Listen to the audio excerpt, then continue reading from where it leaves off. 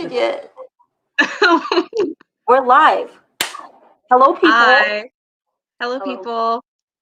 Um, Welcome to our first book discussion. Yep. Brown Girls in the Rain. Yep. Anika and Sharanja. This way. Sharanja. Oh, this way. No, this way. This way. This way? This way. Okay. Extra. Extra. Extra. Okay. Well, what do we want to say, Sharanja? Today, we will be discussing our first book club book, which is called... Trying to get the book up right now. The Skin We're In. Here it is. The Skin We're In. The Skin We're In. Yes. The Skin We're In by Sharanja. Desmond Cole. Give us some backstory about how this started. Hey, Sean. Well, so initially, this started like a couple years ago when we were in university. Like, we both ran a Tumblr blog called Brown Girls in the Rain. I keep it alive. Yeah, she's still trying to keep it alive. I kind of like fell off, but yeah, we had a mutual blog where we would just post about our experiences with racism in Canada, like personal stories and just like creative writing. We would also like share other people's articles and photos on the blog, and that was how we interacted with other people on Tumblr to talk about this important topic. And some years later, remember when we went to go see that movie at TIFF? That kind of like got us going for Dark So we Girl. both watched a movie about colorism within the Black community at TIFF back, I can't even remember the year that we went. It must have been like 2012, 2013. But yeah, but it was for colored girls. It was for not for colored girls. Dark girls, wasn't it? Dark girls. And I think it was picked up by Oprah. Like, they showed it on the OWN network a couple years later. But it was it was a very informative documentary on colorism within like colored communities. Okay, but do you remember how we thought up the name Brown Girls in the Rain? Do you remember? I thought it was the song. Yeah, so it's because when I was a kid, my dad used to sing me Brown Girl in the Ring.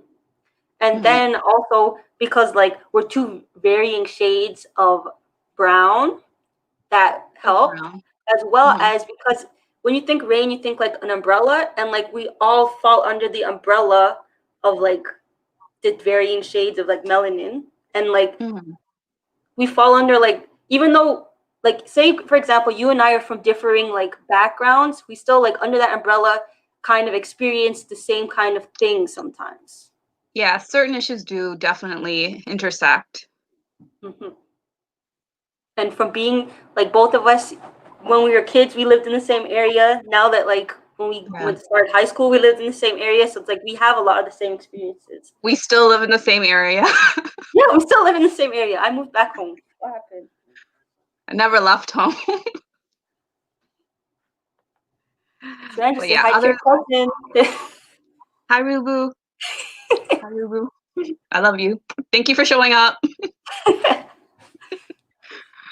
But yeah, and I think it was like 1 or 2 months ago, Anika reached out to me on my bookstagram, being like, let's start up a monthly book discussion about, POC stories, diverse stories. And it was actually only this month, I thought it was the month before. No, I think like legit, like it was August and we just like accelerated it. This is the fastest I've ever read a book, I think. A book of this nature. Yeah. Because this was heavy. It was a heavy topic. Yeah, it really was. Okay. So, are you ready to jump in? Jumping in. All right. So, The Skin We're In by Desmond Cole. So, what do you want to start with? Okay, do you want the general theme of the book? The general theme is basically he was a journalist was a freelance journalist for the Toronto Star, and he's just basically writing about his experience over, was it the year 2016 or 17? It was the year 2017. So the year 2017, and like what it's been like being a Black man in Toronto. And like throughout the book, he talks about like all of Canada, basically. Yeah, and he mentions certain events that happened within 2017, and like certain political events, certain things that were happening locally, like with the Black Lives Matter protests that were going on that year, and like how Black Lives Matter also stopped the Pride Parade that year. Not stopped it, but they made a protest with that within Pride, and like several other things that happened throughout the year that were really interesting.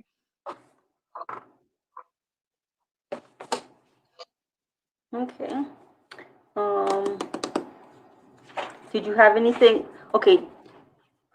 I know you highlighted some things throughout the book. So for January, which was Negro Frolics, was there anything? Well, I think it was in that month that he described the art gallery owner John being subjugated to an arrest and assault by police within his own art gallery, right? Mm-hmm. And then he goes on to talk about like how the bylaws in Canada came about from all the way like when the Blacks, I wouldn't say immigrated, but like I guess immigrated through slavery and the Underground Railroad to Nova Scotia, and how people believe that like, oh, Canada doesn't have it bad, like there's no racism, like there's no slavery, but like there really was. They came up here and their life was maybe a little bit better, but it wasn't good. That's a common thing that you hear in the news, or just like when you're talking with people in general nowadays, where it's like, oh yeah, things happen here, but like bad things happen racially, but we're not as bad as the States. So it's almost like you can't really have a conversation because people are always comparing us to the States, and it's like you're almost saying that it's not as bad as you're almost saying that racism doesn't really exist here. When like it does. It does, and this book heavily it rears its head in a different way. Mm-hmm. I wouldn't even say a different way. I feel like it rears its head in the same way. It's just not heavily reported on. Like I feel, okay, so the example they had used of the bylaws was how back in 1785, how the white settlers had resented the arrival of the Black loyalists who were enslaved Black people who fought alongside the British during the American Revolution. And he goes on to say how the frolicking, like they had the bylaws against Negro frolicking, which meant them like hanging out, gambling, like just having fun. They weren't allowed to congregate together. Yeah. So a more current like parallel to that was this girl at work told me that her son is a bylaw officer in Oshawa. And it was Caravana weekend. And obviously because of COVID, Caravana didn't happen this year. So he had gotten a call to go to like investigate like a disturbance, like a noise complaint. So he went there and he dealt with a Karen, which apparently her name was actually Karen. And she acted like a Karen. So she was complaining that the noise was too loud because obviously he's playing like Caribbean music, like soca, dance hall, all that type of things.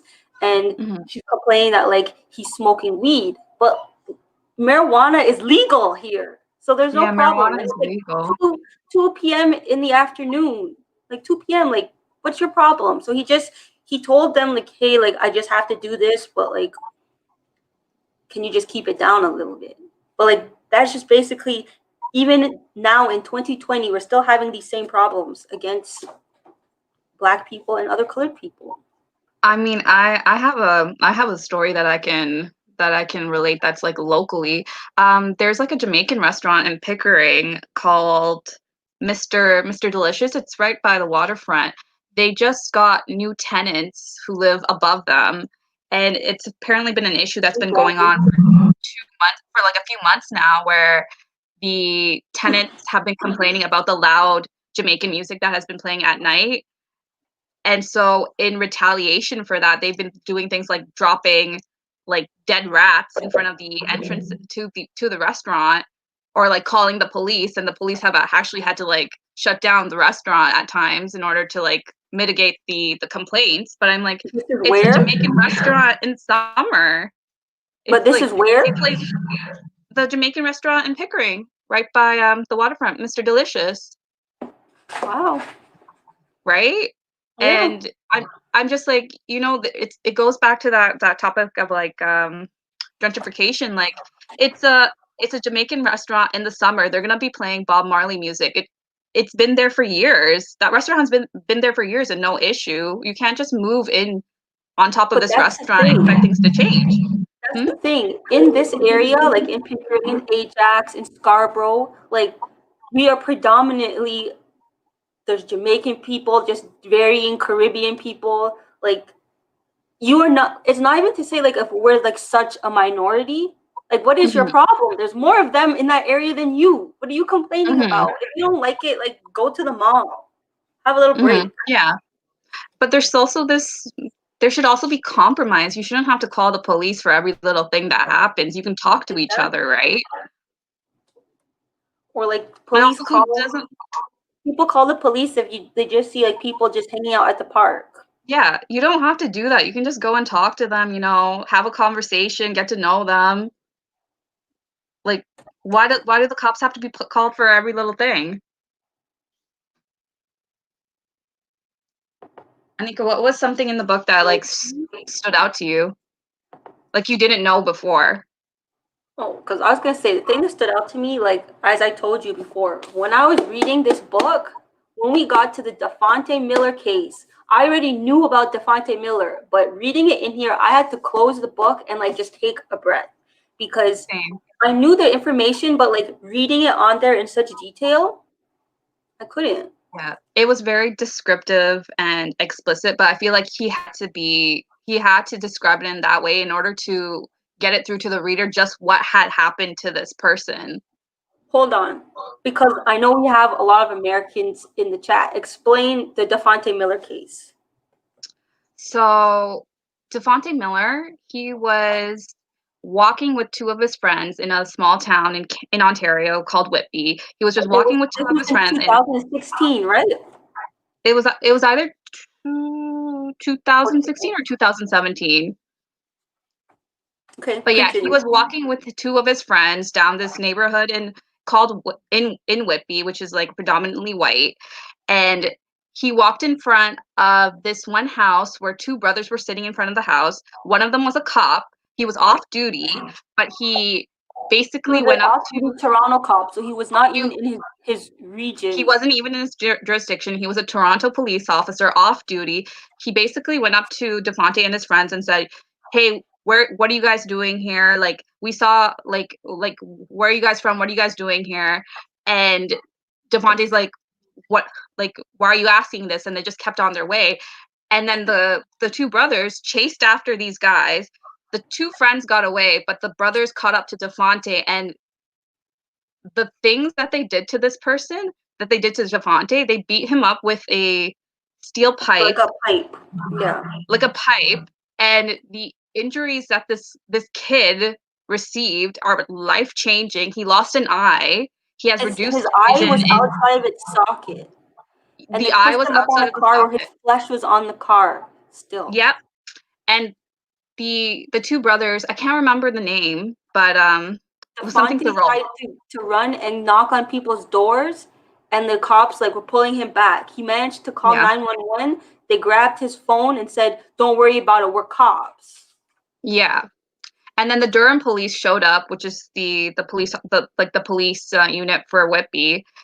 They still they saw this kid was so severely injured, and yet they still put him in arm cuffs. They still arrested him, and then they took him to the hospital, and they still didn't. They put him in cuffs. The nurses had to go and say like, you need to take him out of the cuffs in order for me to like treat this person. And I actually looked this up while I was reading this. So the trial for the two brothers, Anika, if you can It like was look just up their this names. year. Yeah, it was this year, so it happened like 2 or 3 years later. But only the officer, the brother who was an officer, was charged, and the younger brother was pretty much let off scot-free. We're forgetting an important part of this. So the two brothers were at the father's house. The father was also big up in the Toronto police. Yeah. So usually, like, when something like this happens, there's supposed to be an investigation. Wait, am I frozen? Yeah. No, you're not frozen. Oh, well, I'm seeing frozen. Okay. Yeah. So there's supposed to be an investigation by the SIU, but because the father is like big in the police department, like, it was basically swept under the rug. There was a cover up. Yeah. Mm-hmm. Yeah, and there was a question of who was supposed to report the case to the SIU, which is like the Special Investigations Unit for cops. Like anytime there is an assault or a death that happens and a police officer is involved, the SIU comes in to investigate. So it was, I think it was on the Durham police to report this to the SIU, and no one did that. It was like a few days later, and before like the police even knew what was going on, and that was only because the family of Devontae Miller said something.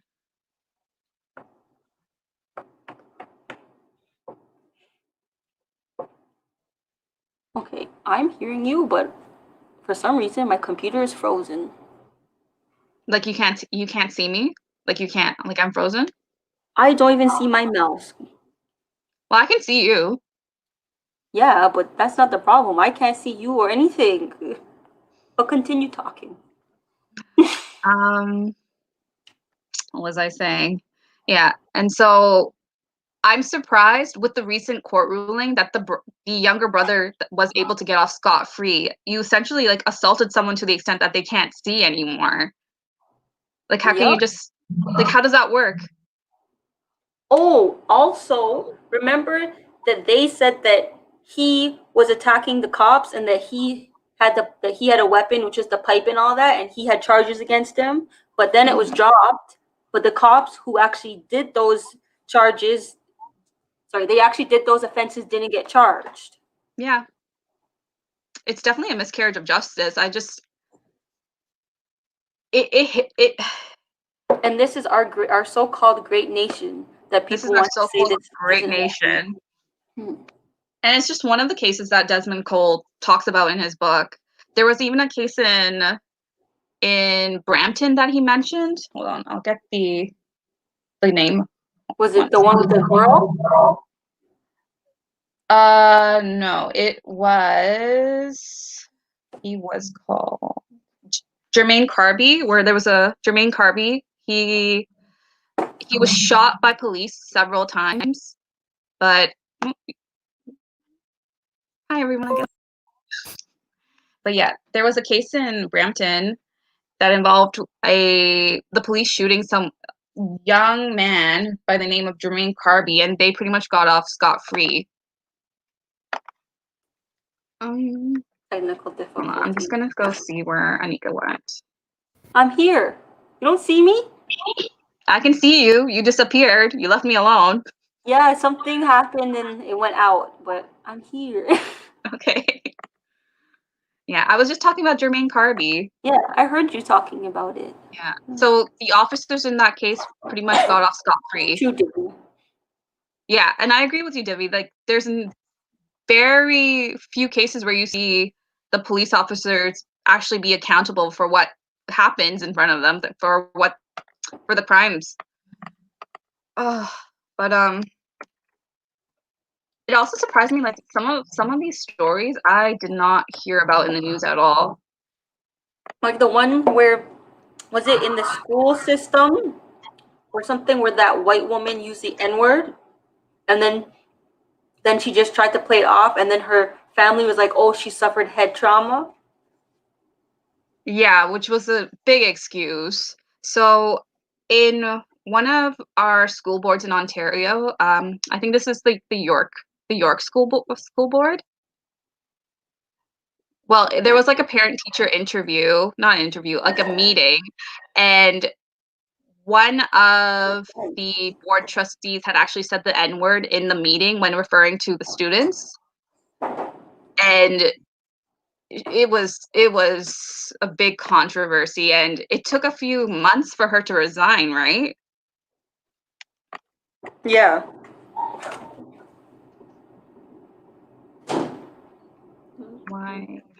YDRSP.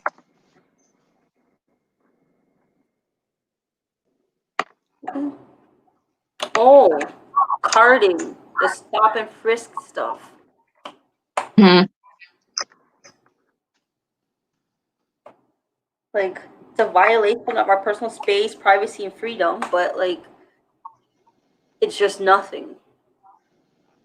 But if it It's were to essentially happen, just getting your yeah, it's essentially just them getting your information and putting it into a database, and it can come back and bite you in the butt later too. There was a case that he mentioned in the book where I think this one woman had her name entered in this database, and one of her future employers were able to access that information. It was like it was the GTAA, like the Toronto Pearson Airport.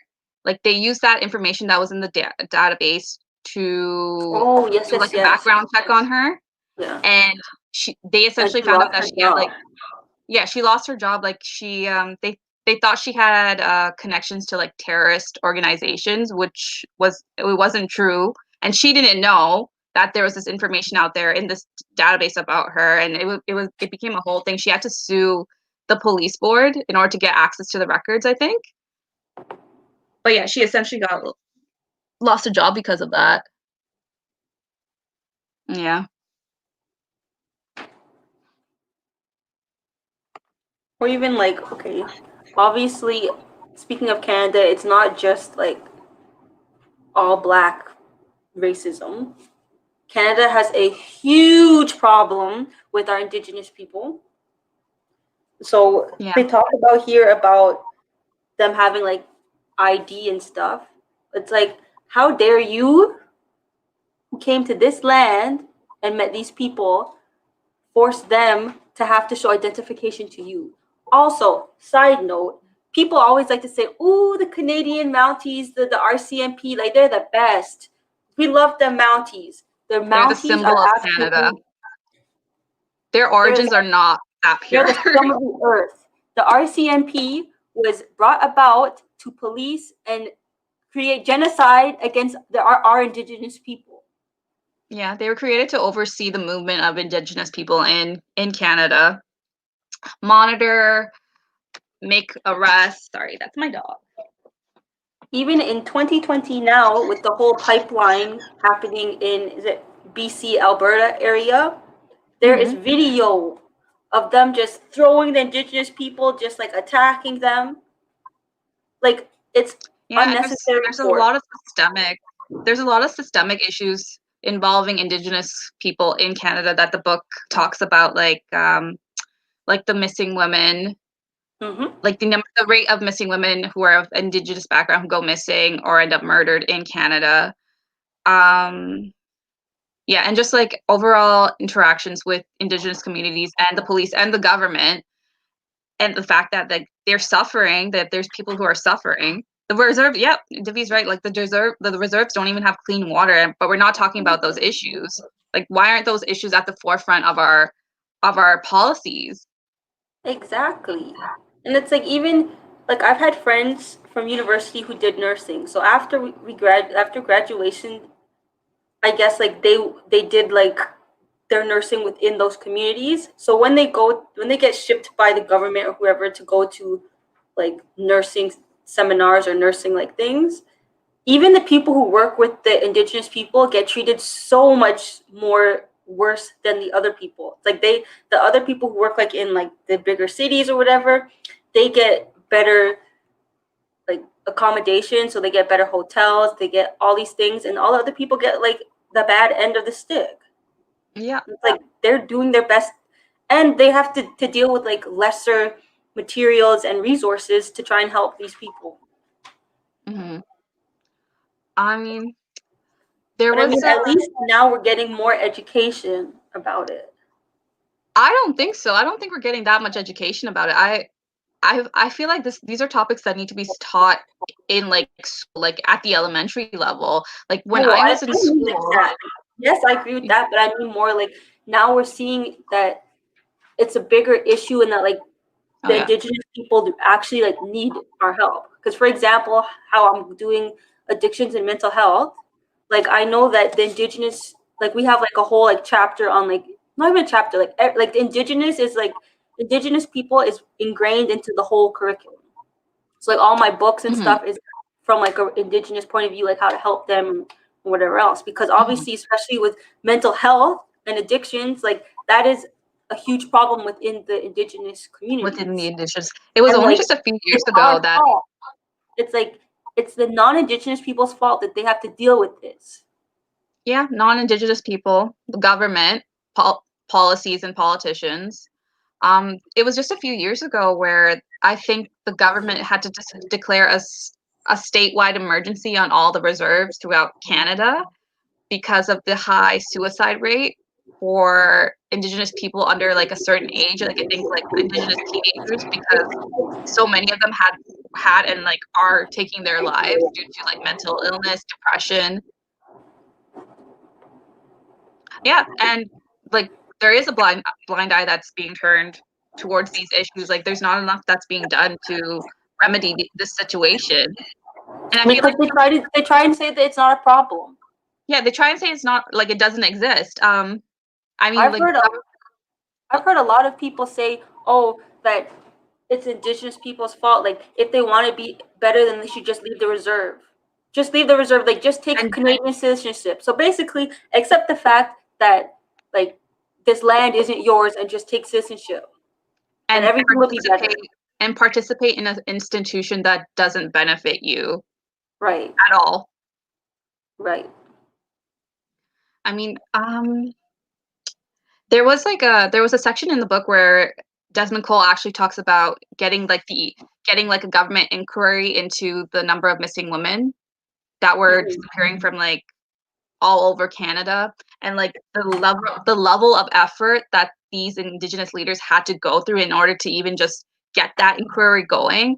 But once that inquiry was like happening, it was sort of like taken out of the hands of like indigenous people and placed in the hands of like the government. Like the government was overseeing in the investigations and whatnot. And I'm just like, why would you not put it back in their hands so they can investigate the the issues and like the factors that are leading to these disappearances within their own communities? Like it seemed very fishy to me that they were going to oversee this process. Exactly. Especially Trudeau right now. Yeah, so I want to ask you, so has this book changed your opinion or views on some of the politicians that were mentioned in this book? Honestly, no, because I take a stand where no matter what, like every politician is crooked. Every last one of them. Like So, a person can be good, but it's like they're always gonna have a bad side. Like if so you do enough digging or if you like look at something hard enough sideways, you're going to find something wrong with anybody. that's true. I did a bit of a 180 on John Tory though, who is the mayor of Toronto. Yeah. I had no idea that he was flip-flopping so much on the issue of getting police officers out of schools in Toronto. Mm-hmm. Because for me, that doesn't make that's like a non-issue. Like police officers have no business being in schools. If anything, the money that you're using towards hiring police officers to be in the schools, you can use that money to hire more teachers, more social workers to be in the school who are actually Exactly. Educational knowledgeable assistance. about like de-escalating situations and how to handle kids. 1000%. I believe that schools need mental health workers in there because Yeah. especially now, these kids have mental like every people have mental health issues like out of nowhere. Hmm. And once again, we're to blame. Hmm. Little children are getting social anxiety because you give them from the time that they're able to hold a thing, you give them a phone or a tablet. So when they're used to using that tablet or whatever, and they use it as a crutch, and you take it away from them, they don't know how to interact with the world around them, and they're anxious. They have panic attacks. They have different like things wrong. Yeah, and there's also you have to address the issue of like bullying in schools. The fact that Definitely. some students might not have the most stable of home lives. Yeah. So that all attributes to like mental health issues, right? And they take these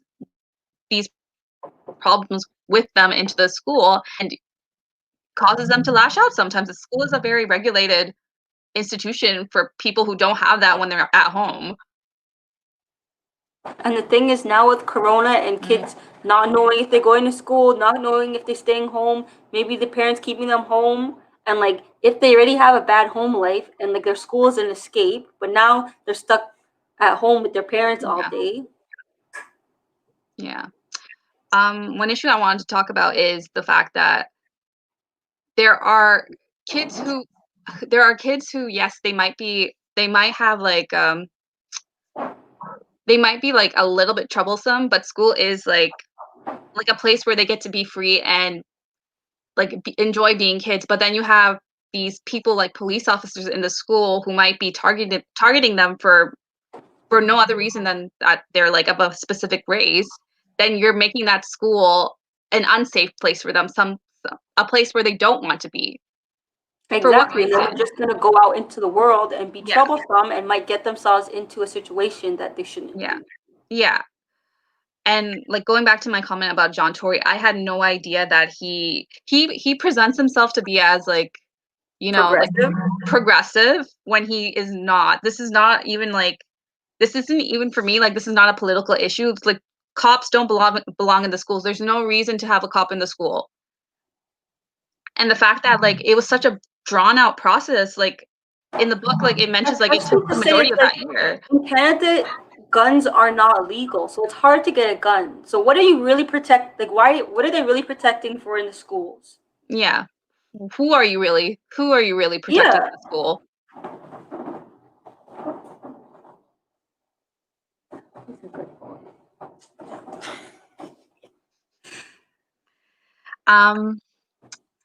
I think the specific incident that happened that year, which led to not that year, like a few years prior to like police being brought into the schools, is like the kid who was shot by two gang members, like in the bathroom or something. In the bathroom. His name was like Jordan or something like that.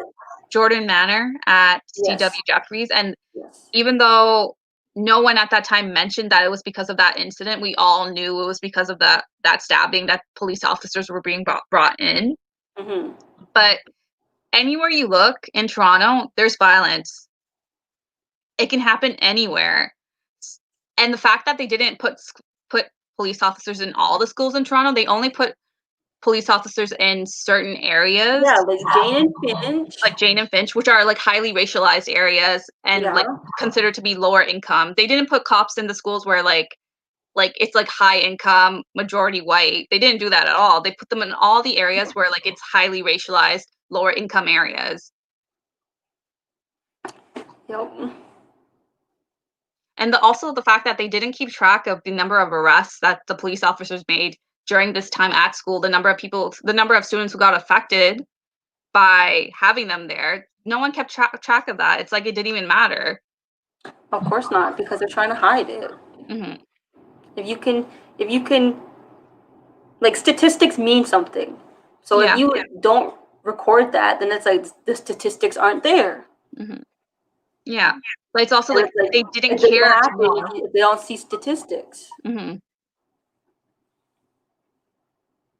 I think during one of the meetings about this whole policy change, they used information that was from the States. Like they mentioned a school in Delaware where like Black students were 5 times more likely to be arrested than their white counterparts. Latino students were like at least 3 times. Like I don't have the exact statistic. Yeah. But you're just like generalizing. Yeah. Yeah. So I want to agree with Debbie with what she just mentioned right now, like having armed officers being present like it does increase the possibility of violence within the school. Like, it's like almost saying like you're expecting something to happen. And also it increases anxiety for students who have to go to those schools because you don't know what's going to happen. That like, are you going to get arrested? Like, you can't like any little thing could lead to like you having to deal with a police officer. Exactly. And it's like high school is a tough time as it is. Mm-hmm. It's like you feel some types of way, like just trying to avoid people in the hallways or even like your teachers, principals. And then to have police officers there. I don't Mm-hmm. remember when we were in high school, I don't remember like police officers just being there. And if it was, it wasn't like, it was like a friendly type of visit. Or like, Mm-hmm. unless something was really happening, like that one time that the girl got arrested at school Mm-hmm. because she was shoplifting and stuff. Even that specific case, I remember that. I didn't agree with them coming into the school and arresting her just for shoplifting. Like, the police officers had come into the school, pulled this girl out of class. She was a part of a gang. Even But then, I feel yeah, like they could have just waited like after she's school. another one of those. She was another one of those kids who was like troublesome, but it's like you didn't She was have to very go to that. sweet. She was a very sweet person, though. I remember her. I think you're thinking about a different person, because this I is don't the know. one who'd get I caught for smoking weed in the bathroom, Yeah, I know and who she you're was talking kind about. of She was very rude nice, though. She was a kind person. It's just that I don't agree with them coming into because the she was school in and my pulling Black her Studies out. class. Yeah, but like I said, I don't agree with them coming into the school and pulling Yeah, her out of no, class. definitely not. And having everyone see all the teachers. Like, that's in a way a very a traumatic event. And yeah, that's another thing. Why do you need metal detectors, and like, what are you gonna find in their backpack? Like, what? I mean, New York is a different place, but I don't even think that that should be happening in New York and LA and anywhere. Yeah, you have to treat them like they're kids, right? Not like criminals. But yeah, it's just that why spend money on all of this, like cops in schools, when you could just spend money on preventative measures, like put Yeah, money or like into like, allocate the funds to like, okay, if you see that there's like a lot of high risk kids, how about you like have a make like use that money, allocate the money to a program that you can put them in that they'll either be learning something or they can do something yeah. constructive. But instead of doing that, they're defunding education. They're defunding community services that actually like help these people, but they're giving all that money to the cops. For what reason? Exactly. Which is exactly why we're all saying defund the police. Defund the police doesn't mean get rid of the police altogether. It just means allocate the funds to like what we need, like mental health. Like Like mental they need health. mental health workers they need people within the police department specialized in mental health, specialized in like these different issues. Mm-hmm. Oh shoot. Speaking about mental health, there was a section of the book that talked about police and how they deal with how they deal with racialized people who may have mental illnesses. Like, he talked about Abdirahman Abdi, who Yes. Was was a at the young, coffee shop. yeah, like he was murdered by the cops a few years ago in Ottawa. Like, he was experiencing like a mental health episode where I think he assaulted like a couple women outside a cafe in Ottawa, and someone called the cops. I think it was the cafe owner who called the cops, and they tracked him down, and essentially I think they beat him to death in front of his apartment building, and a crowd of people were watching and telling them to stop, that he has like mental health issues, that like he's not in control of his actions. I And think yet, what happened was the cafe owner was actually talking to him when the police just attacked. So they didn't even like come over and be like, "Hey, what's the no, problem?" Or what like the cafe owner was trying to de-escalate this man, and the police just came and went aggressive. it just came and went right after him and caused his death. Yep. And it's the fact that like, why do that at all? Like, if you believed he did something wrong, arrest him and then take him down. Fine, okay, that's one thing. But why do you need several people to like gang up on this one guy who people are telling you that he has mental health issues? So why do this, right? And it was the fact that like they tried to make up an excuse as to why he died. They said that he died of a heart attack. What? Yeah, no. They shouldn't be sending cops to deal with mental health crisis. They should be sending social workers. Exactly. They're there for a reason. They go to school to learn that. And that's another thing.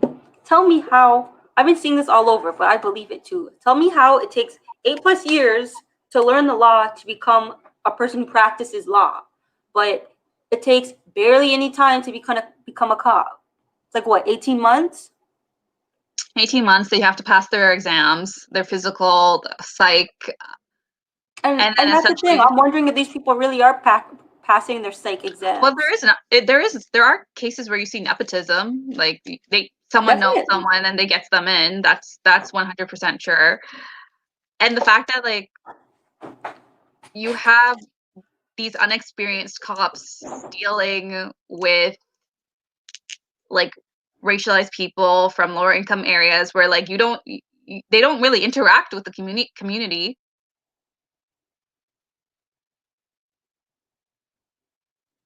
No. No. Like, I don't know.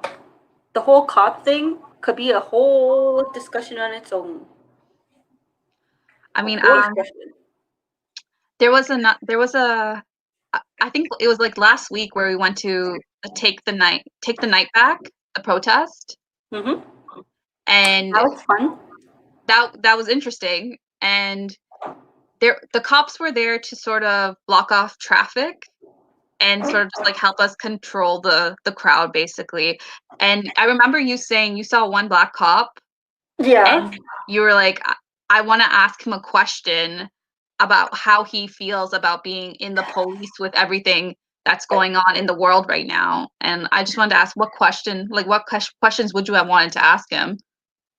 No, I just want to know I want to know how he feels about his, okay, I feel like the police is kind of like a fraternity.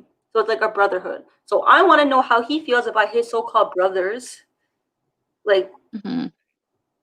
basically beating on and disrespecting and having like all these problems with his other type of brothers. Mm-hmm. Or like what does he feel like he can actively do to change that narrative? Mm-hmm. Or like what is he doing? Like are you actively doing anything to help? Do you feel that that type of change, that type of narrative is encouraged within the police? Because I don't see it. I just see them always saying like we're not in the wrong, we're doing everything right. It's us against you. I mean, you have to hold your ground and like do the right thing. Like that same cop that you and I were discussing from the States who did the TikTok. Who did the He TikTok spoke video? he spoke what he felt, and like he's like, yeah, I'm a cop and I know that this isn't right, that this is what should have happened, and he got fired from his job. But it's like at the end of the day, he can sleep at night. He knows what was right, and he stood by it. Mm-hmm. He'll find another job. He'll find another job in another district. It for sure. Like he stood by his morals, and Mhm. that's how you should do this. You I gotta want to live life with say your moral compass. I want to say like there's something similar to that happened within Desmond Cole's book. Like he was writing for the Toronto Star. Like he did a weekly opinion piece for them, at least like once a week, and he was writing more and more about the like Black Lives Matter and like all like the different like racial topics that were happening within Canada at that time. Like he was shedding light on it, and it was the Toronto Star, like the president or like the main publisher who came in Yeah. and was just like, we don't want you Took shouldn't him be to talking lunch. about. Yeah, he took him to lunch and he was basically, you shouldn't be talking about race so much. And Desmond was just like, I don't actually write about it that much. I still talk about other issues like daycare funding and like other topics too. Race was just one of the topics that he talked about. But after that lunch, they decreased his opinion piece to at least like once every 2 weeks. And there was other like back and forth that he was getting that he's just like, no, you know what? I'm done. I'm leaving. Like this is what's important to me right now, my activism, and I would rather stick to that than get this check right now. And I thought that was really admirable. Thanks. You owe me a soda. It also goes back to this question of, can you be an activist and a journalist at the same time? Because in journalism, there's this idea that you can't have too strong of an opinion on something. You have to sort of write with like an unbiased attitude towards the topic. Well, I mean, you tell me, you're the one who took journalism.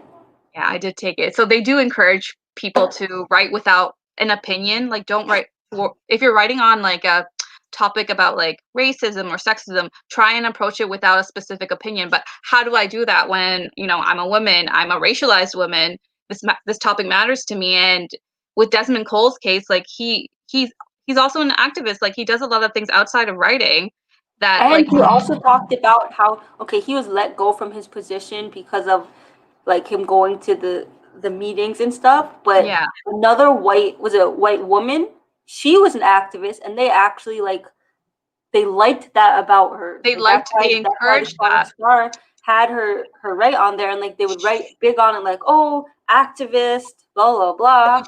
We should also mention the topic that she was protesting about. It was environmentalism. So she was an environmentalist. She went to a protest about environmentalism. The Toronto Star actually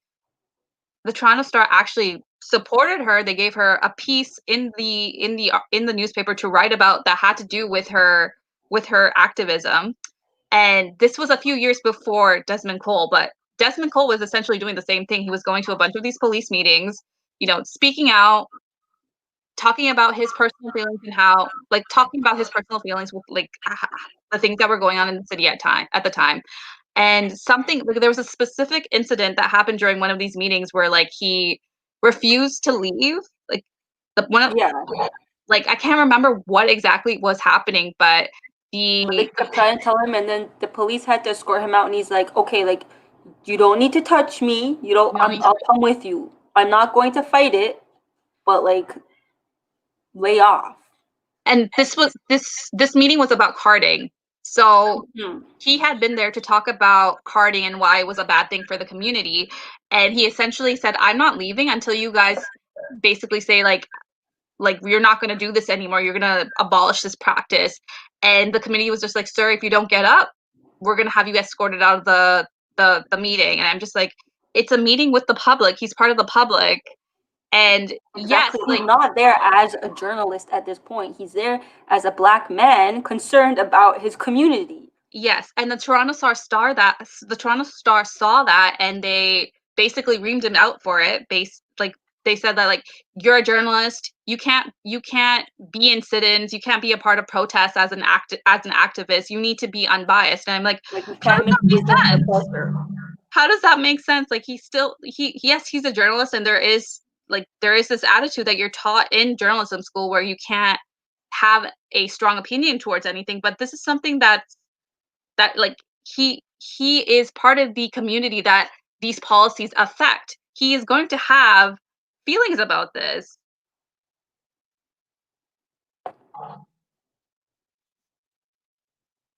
She meant unbiased. Yeah. There is a white bias in media. And sometimes we don't even see it as a bias. We just see it as the default way to tell stories. That's the thing. Like, white is normal. Like, if it's anything else, you have to specifically say Black, Indigenous, person of color. Yeah. Like, white male is the normal. Mm-hmm. And certain stories that he was mentioning in his book, I'm like, I don't really remember seeing this in the news, not publicly publicized. And is it because they consider it to be like a Black story, so their audiences won't find it appealing, like they won't find it interesting? You know what? It's probably on the news, but it's probably that one line at the bottom of Yeah, it's CP24. the one line at the bottom that goes scrolling across. When it's like they have people talking about some frivolous issues about like Kanye West and whatever in the actual video thing, and then just like one little byline. But let's also talk about how the media frames these stories. So, like I said, like Desmond Cole was at this meeting to talk about carding, and he basically said, like, I'm not moving from this seat until I get like a firm answer as to what you guys are gonna do next. And then he was escorted out, right? So the next day, the headline was, "Oh, Desmond Cole interrupts a police meeting. Like he doesn't sit in the office." And I'm just like, you aren't even. The headline has him centered, but it's not talking about the issue that's at hand. Exactly. It's like you're making an issue out of something that like he's basically like a side character and you're making him the main character. Yeah, you're making the story about the aftermath and the interruption, but not the factors that led to this whole interruption.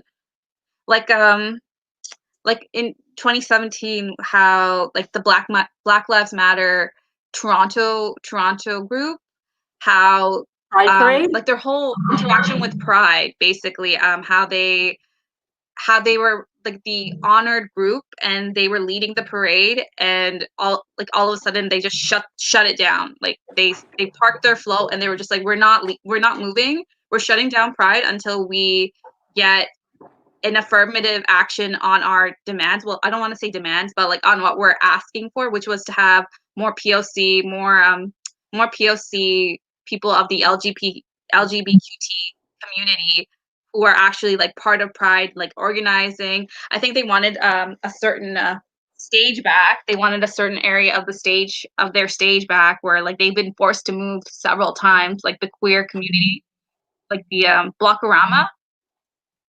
Remember there was like a specific group within Pride that used to have an area of the festival that was just for them. No cops. Anyone could come in and enjoy it. And it was for like Black people who were of the LGBTQT community, who to just come in and enjoy themselves. No cops. Like you can just be free. And Pride had moved them like several times, and then they tried to get the police to come in and like monitor whoever like entered and exited, and they were just like, we're not having that. So one of the things that they demanded was like no cops at Pride at all, no cops in the actual parade, and no cops just coming in to monitor. But that was the headline, like BLM interrupts Pride, says no cops are allowed. I mean, journalism, they just twist everything. Yeah, I'm like, it is. But people also fail to not they fail to realize and to remember that Pride started as a protest. It's not just a parade, it's a protest. like it got its inspiration from what happened in New York back in like the 70s. I can't remember what the name was. Like Anika, you know what I'm talking about, right? New York. Oh, I have a computer. New York. The whole computer in front of you and a phone. And a phone, because I want to get the name right. Stonewall. It got its inspiration from Stonewall, and Stonewall was led by primarily POC LGBTQT activists. And that's another thing. Pride and everything gets like the people of color get erased in the whole like thing. Yeah, their stories are erased. Their presence is erased. They get subjugated to the back of the line.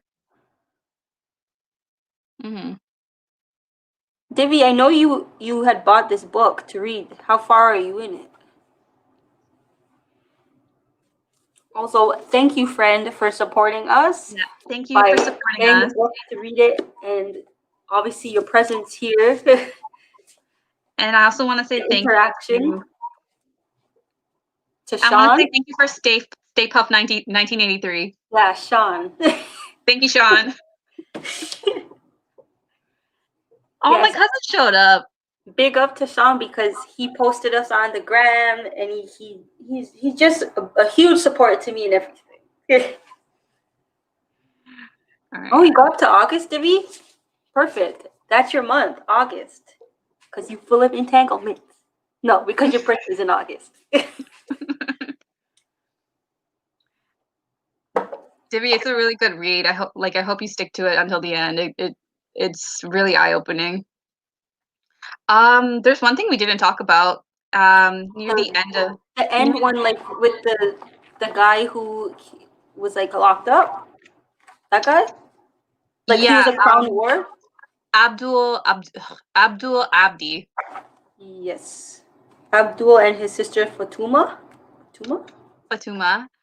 They had basically come to Canada as refugees. Their mother and grandmother had passed away in Somalia, and they're supposed to be in the care of their aunt. They were supposed to be in the care of their aunt. And then I think it was like a few months later, Canadian social services came in and had taken the both of them without really giving a proper excuse as to why they were being removed from their aunt. But because their aunt, they didn't provide a translator for her because at the time she didn't speak. She was learning English, right?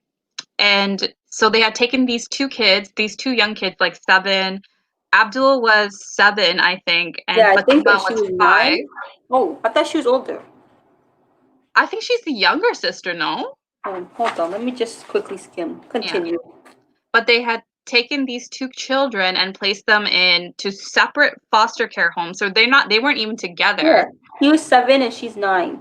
So she was 9 and he was 7. So they had been placed into separate foster homes after just losing their mom, losing their grandmother, being placed in a new country. They're now taken away from their only living relative and placed into separate homes where they don't even have the comfort of being in each other's presence. They're alone now. And I think it was Abdul's story was that he was placed into 23 foster homes up until aging out of the system, and they ranged from worst to worst. And his longest stay in one foster home was 3 years, and in that home he was severely abused. It was very abusive, and I think after he aged out of the system, he was charged for assaulting someone and placed in jail for 5 years. But the main issue was that he could be possibly deported. He could be deported because the Canadian government never got him citizenship. So he and his sister were still here on PR, and it was the responsibility. PR is permanent residence, which is the equivalent of a green card. Yeah, equivalent of a green card. You can still get deported when you have a PR, and especially for doing a crime. Especially for doing a crime, and it should have been the onus of the government to take care of this application for both of these children. Never did it. Didn't even think about doing it. And now this guy who he's had a traumatic life, he's gone through a lot, is now having to deal with the prospect of being deported back to Somalia, which he doesn't really know because he left. He doesn't really know because he was born in Saudi Arabia. His parents had escaped to Saudi Arabia. They didn't have status in Saudi Arabia. They were there as refugees with the intent to move to Canada and claim refugee status. He was born during their transits, so he would essentially be a stateless person if he were to be deported. He has no idea about Somalia. He never grew there. He doesn't speak the language. He has no idea about Saudi because he was born there, but he never lived there. So he has this pending deportation to a country that, like, he has no idea. He has no one there.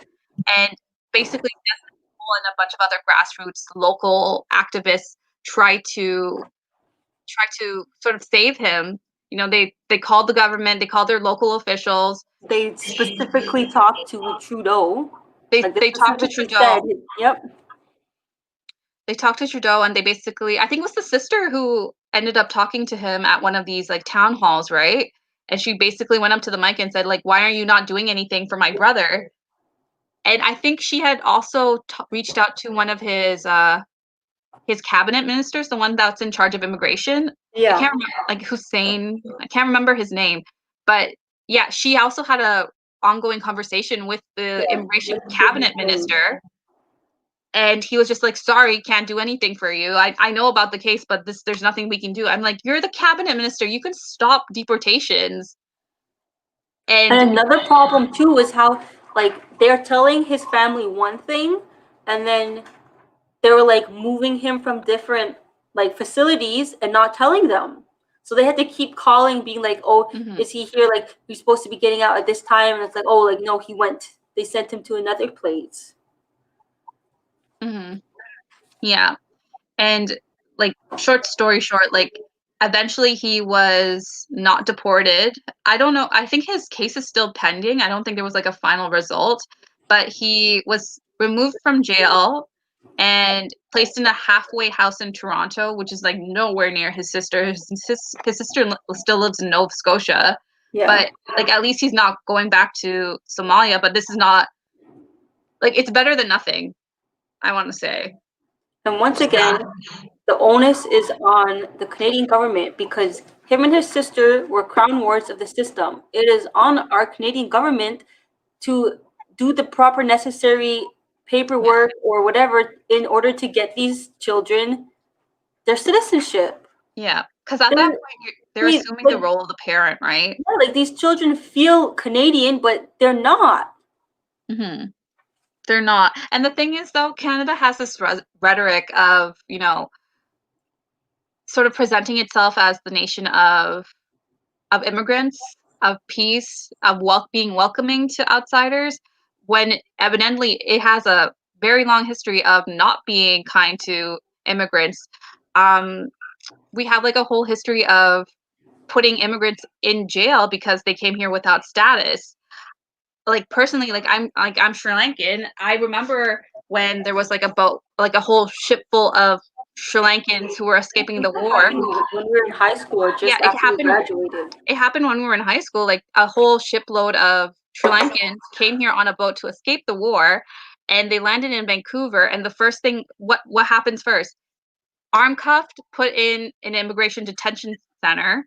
Some of them were actually put in jails, and it was like months. And then they had their immigration hearing cases, and some of them got sent back home. Some of them were allowed to stay. But like the fact is, like, why are they being treated like criminals? Why are you putting them in these high maximum security cases? Like we actually have cases of people who they didn't do any hard crime. They were just here without status, illegally, and they got put into prison. And some of these people have actually died. They've spent years in this detention center.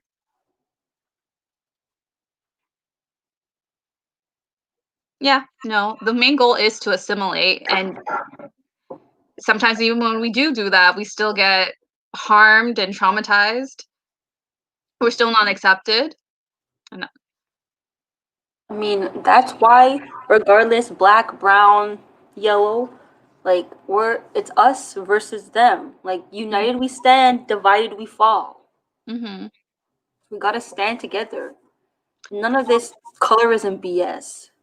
So you know how you just mentioned about standing together, being united. So there's a section, I think it was like one of the final chapters in the book, where Desmond Cole talks about the Black Canadian Federation, and how it was about like all these Black people from all different types of backgrounds, who were like educated, who worked in the professional sector, coming together for this conference in Toronto.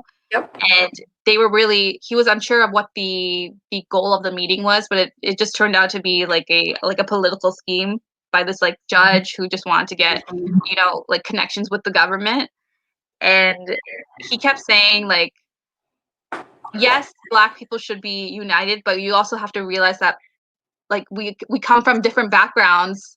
Like there's like we have to recognize like the different issues that we all go through. Just because like I'm Black and you're Black doesn't mean that we're all 100% the same. We have to sort of like recognize our intersectionality. What do you think? I agree. Like,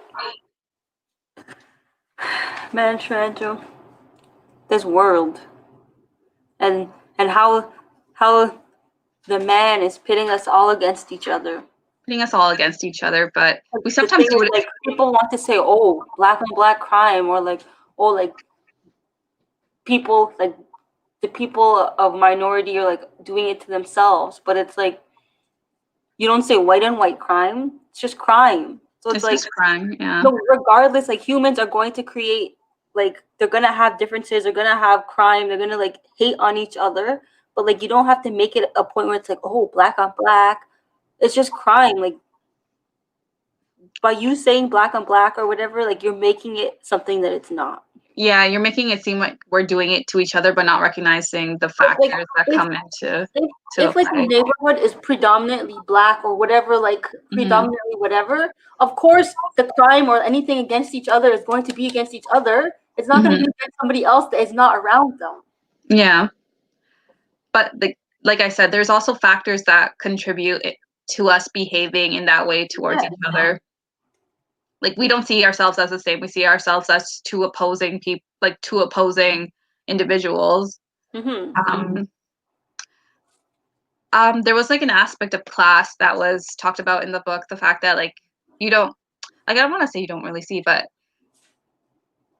when people who are of a wealthier background, who are more affluent, when they protest or when they choose to, do activism, is there a question of them?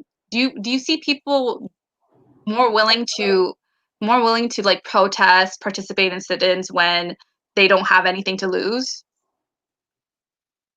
I feel like people a lot of the times people who are more affluent or like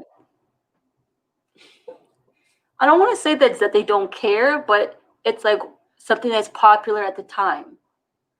So Like it's something to do.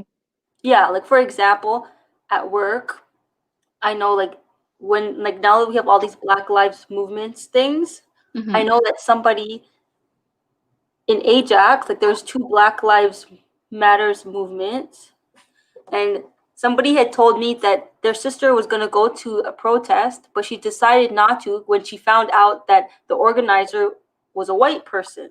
So it's like sometimes like this white girl could have been like meaningful and like she's really like an ally down for the cause, but it's like a lot of people don't want to support it if it's not from the affected groups because Mm-hmm. sometimes they feel like, oh, you're just doing it because it's the popular thing to do now. There's also this issue of things being co-opted, like when you like what like with Black Lives Matters, there was conversation going about like how many like other cultures, how other racialized groups should be allowed in this space, Mm-hmm. because then the story becomes about them, like, oh, Mm-hmm. white people are like standing with Black people about police violence. The story becomes about them and their participation Yeah. and not the actual issue at hand. Yeah, I mean it's true. The same um way, like with the take back the night thing, they said like, oh, we encourage like we're not gonna turn away like men, but if you want to participate, like please like be towards the back of be the towards the back. protest. I don't think I don't think anyone did that, No, but but like I there's said, also not a lot of yeah. Yeah, there was a lot of questions about the organization of that protest, but that's a that's neither different here nor there. conversation. um, okay, my next question would have been like, okay, so going back to this topic of like class and activism, can you truly protest or raise issue about like civil rights when you are an active participant in the institution that is oppressing other people? So I have friends who, work for the government. They're like, they're in positions where like they could affect policy, but not really. They don't want to lose their job, but Yeah, they're still protesting. But to what extent? yeah. I Like there are mean, people who have like good jobs within the government, and yeah, they might be, you know, woke the or thing is, we have to accept and know our place. Not everybody's going to be a Martin Luther King or a Rosa Parks. Like, you just have to do what you can when you can to the best of your ability, even if it's a small something. even if you're small. I'm just wondering, like, how far can your activism really go when you participate in those institutions and you make money from those institutions? I mean, you can quit your job and get a new one. Yeah, but not everyone's gonna do that too. And you just gotta bite the bullet until you find something better. Anika, there was a story that's mentioned in the book that kind of made me think about your mom. You know how your mom came here alone from Barbados to find like My better dad from opportunities? Barbados. Oh, My mom your came from mom's a Virgin BVI, Islands. Yeah, BVI. Sorry. So you know how your mom came here alone from the BVI? Like yeah. she didn't. I don't think she had any family here. She just came here to like No, just. she had family here. But she came here just to like find like a better Yeah, opportunity for herself, yes. right?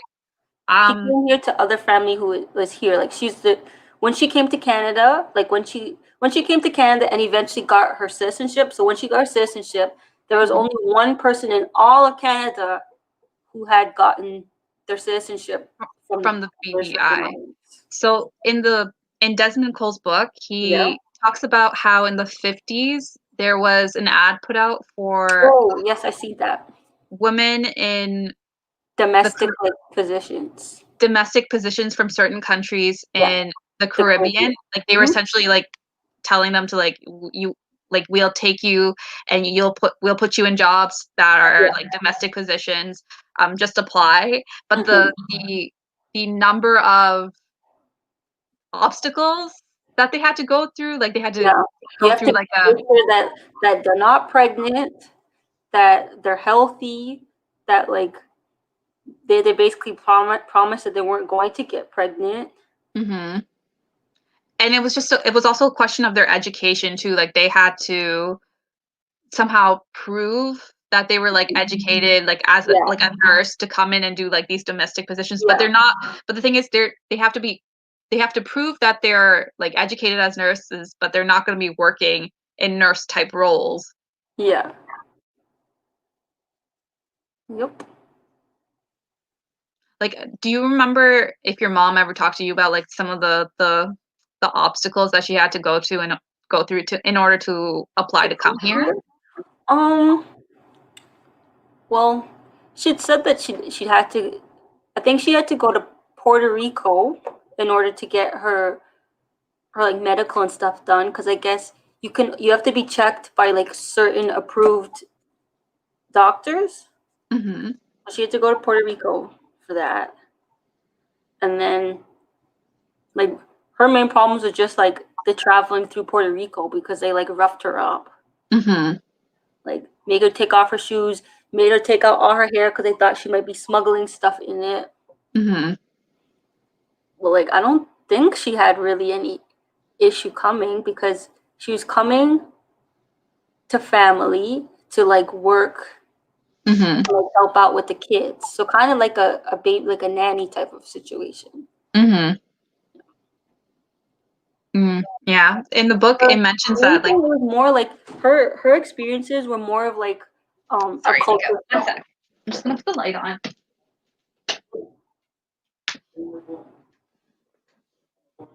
Yeah, her experiences were more of like a culture shock because coming to Canada, she was used to saying good morning, good afternoon, good night to everybody that you pass, like being friendly, and like she'd say that and people wouldn't say anything. You get in an elevator and people just like would not answer you when you talk, or like they wouldn't hold the door open for you. If you come into the elevator, they'll like let the doors close. Mhm. But it was just like a culture shock. Do you feel like that attitude was race based towards her? It could have been because my mom. I'm kind of lighter because my dad's light. My mom is dark, Mhm. Yeah. and especially in the 80s. I'm just like, so they, like, the government has been known to, put out these ads basically calling, like, immigrants to the country to, like, fill out the, like, to take care of these, like, lower, like, labor related jobs. But once they come here, it's like the attitude is completely different. We put up all these obstacles in place so that, they can't live here comfortably. Like, there's a lot of negative attitude towards them. Like, there's this attitude of, like, jobs being taken away, but your government is asking them to come here. And and let's be honest, the jobs that they're doing are not the jobs that you want to do, which is why they're putting out these ads. Exactly, like how so many migrant workers come to Canada and people complain. It's like, do you want to go pick the apples and all the different Do you want to go work on the farmer farms? things? Yeah. But like those migrant workers are not treated well. They're like basically packed up in these places, kind of like sardines. They barely have showers. Mm-hmm. They gotta like share everything. Mm-hmm. Yeah, it's like so when my dad first came here, Mm-hmm. all of, like, the Sri Lankans who came here as refugees, what they did was, like, they got the, like, the lower end jobs in restaurants. Like, they were pretty much, like, and still are, like, the backbone of, like, the restaurant community, Yeah, basically. But those are jobs that, like, people don't want. people don't want. People don't want to go to school and then work as a dishwasher. Yeah, or like a delivery person, or even like a taxi driver. Well, No. except now everybody and their mama wants to be an Uber driver, but that's different. Yeah. It's like a job you can do whatever you want.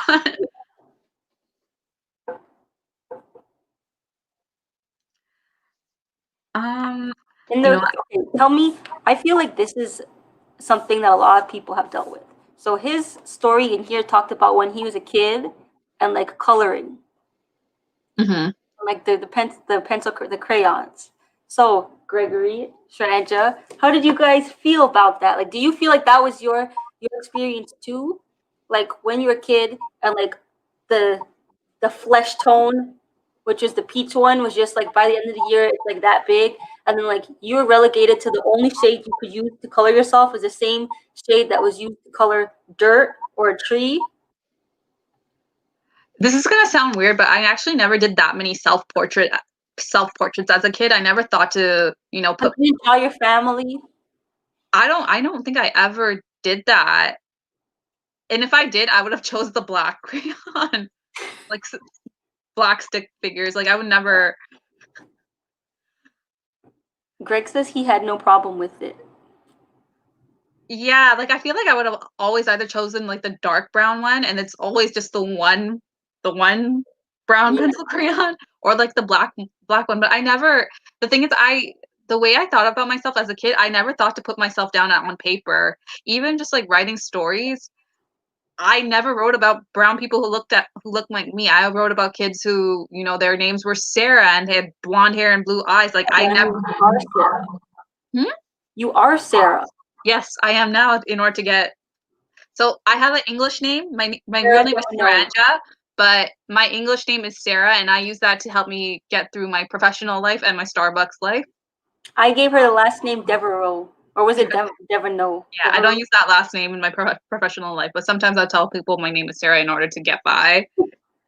But yeah, like, when I was younger, I never really thought of putting myself down on paper like that. I didn't talk about.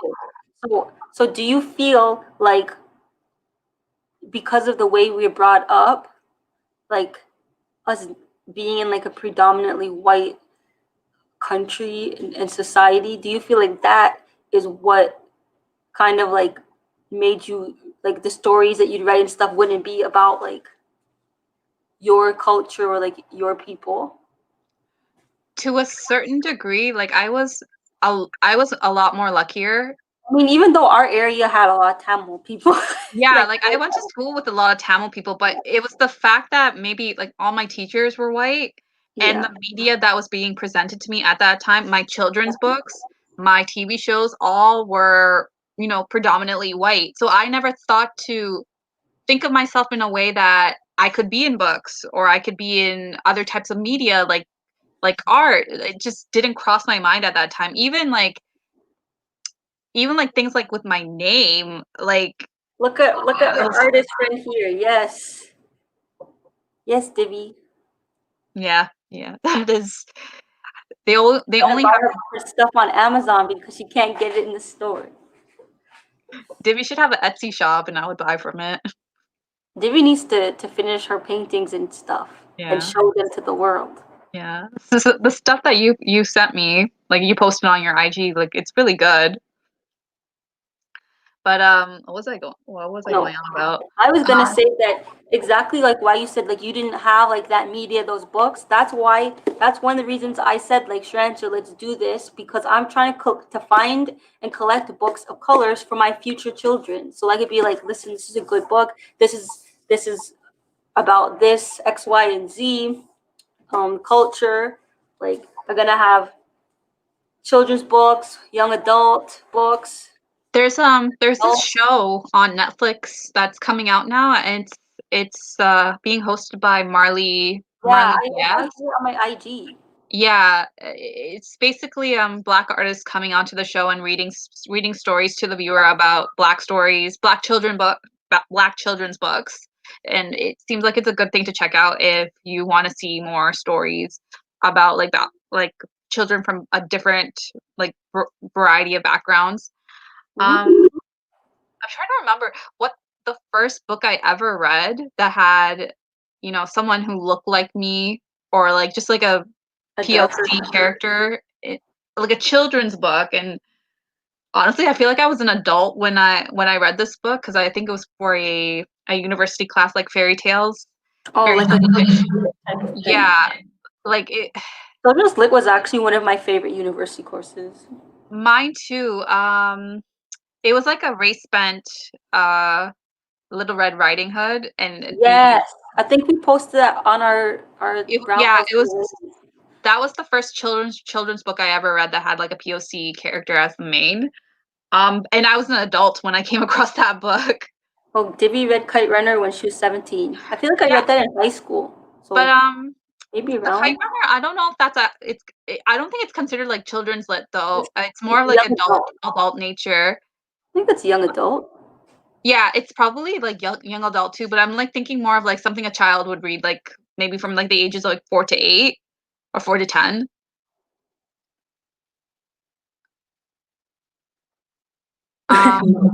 But yeah, The Kite Runner is actually one of my favorite books. Khaled Hosseini is like a magician with the word.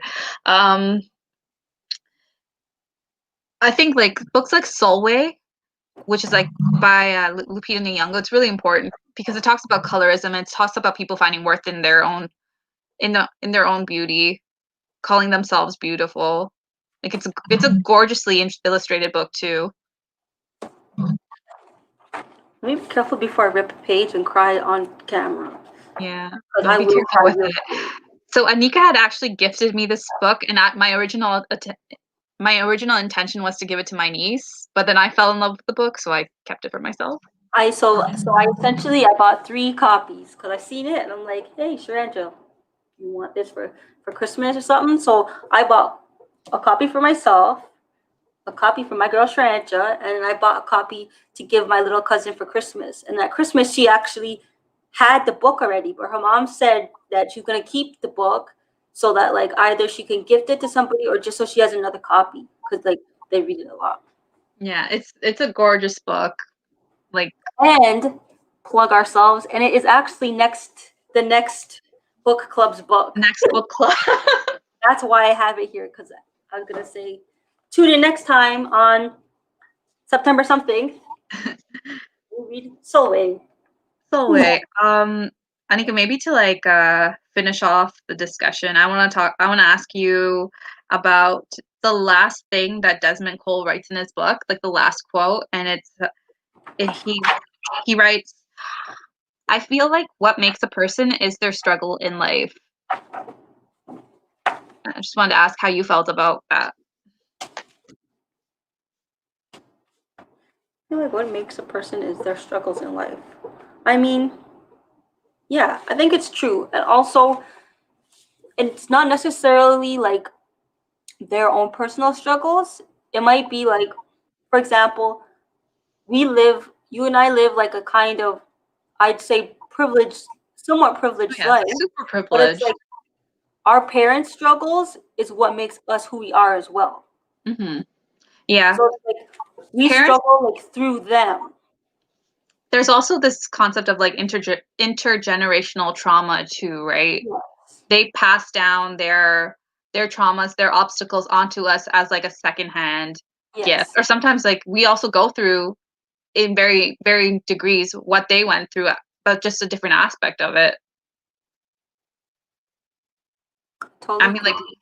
like my parents were refugees when they came here, so they had insurmountable obstacles waiting for Yeah. them, and somehow they got to a point where like they both were able to raise 3 children, but I'm still going through the That's trauma of that, the after effect.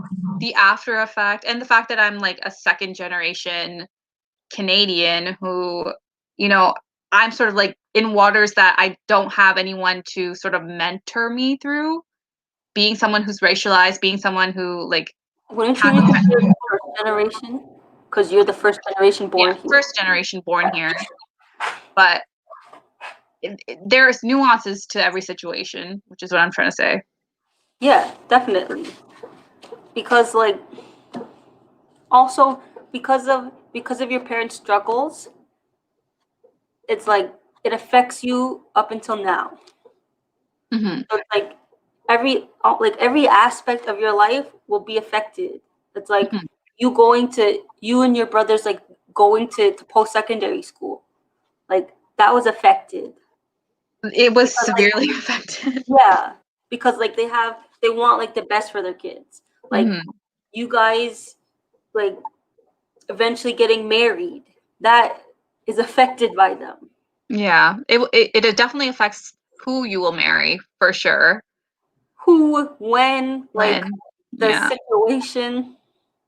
Well, Anika, I want to say this. Um, I don't know if you went through this, but when I started school, I had to Like university. no, not university, like elementary school. I had to relearn how to say my name. So prior to starting school, I said my name one way, which is how my parents taught me how to say my name. But then when I started kindergarten and like the teachers were like trying to like teach us how to like spell our names, Like sound and out the letters. they would sound out the letters as to their understanding and as to how to say my name. They would be like Sharanja, and like that's how I learned to say my name again. Like that's how I like learned to say my name when I was in like school. Okay, well then how do your parents say it? Saranja, So that's your name. that's my name. But when I'm in school or like in work, I say my name as how my school taught me how to say my name. Yes, Divvy. Yeah, that's a beautiful name too, Even Divya. though I mean I call you by your full name all the time, so I don't know what you mean. Well, that's you. Like you're her friend. I mean, I guess that's true. Like I tend to like to call people by their full name. Like I say Gregory. Yeah, you know. I I say Gregory, but everybody says Greg. So When you first started talking about him to me, you said you would only say Gregory. So I feel like I say Gregory now because that's how you taught me how to say his name. except like everybody just calls him Greg. I think it's the point where like somebody had said like I guess they're like should I call him Greg or Gregory because I always say Gregory. So like they're like does he go by Greg? I'm like yeah, he goes by Greg, but Um, Gregory's his name. I had I had teachers in school who would actually try to shorten my name so it's easier for them to say. Like they would try to say like Shara or Shar, and I'm like, no, we're not I'll doing give that. you a My name is nickname. My closeted nickname for you is Ranji. no, I don't accept. Sorry. That's Message why not it's delivered. closeted. It's not. I don't ever say it. Yeah, but I just don't. Or I don't. Sharpay. I don't like the fact that some people don't even try to say it right. Like it's my name, so at the very least, Yeah, say my name correctly. that's the thing. Like you need to know a person's name, and then once you get close enough to them, then you can remix it. Like Yeah. Bro Sway, I call him Bro Sway or Joe Sue or Yeah. Once you're friends, then it's yeah. fine. That's the thing. You Like can you give can't each just other out pet names all you want, but not when you're just introducing each other. Yeah, it's true. But I mean, I feel like I didn't have to. I don't think I really had to relearn my name. I No one guess. ever said Anika. Oh well, people say Anika, but it's just like I know what my name is. I didn't have to like relearn it. If anything, like when I was younger, obviously I'm used to my name being like accented in that like the people saying my name my whole life have a Caribbean accent, but like it's still Anika. But I mean, like when I started school, I actually had an accent.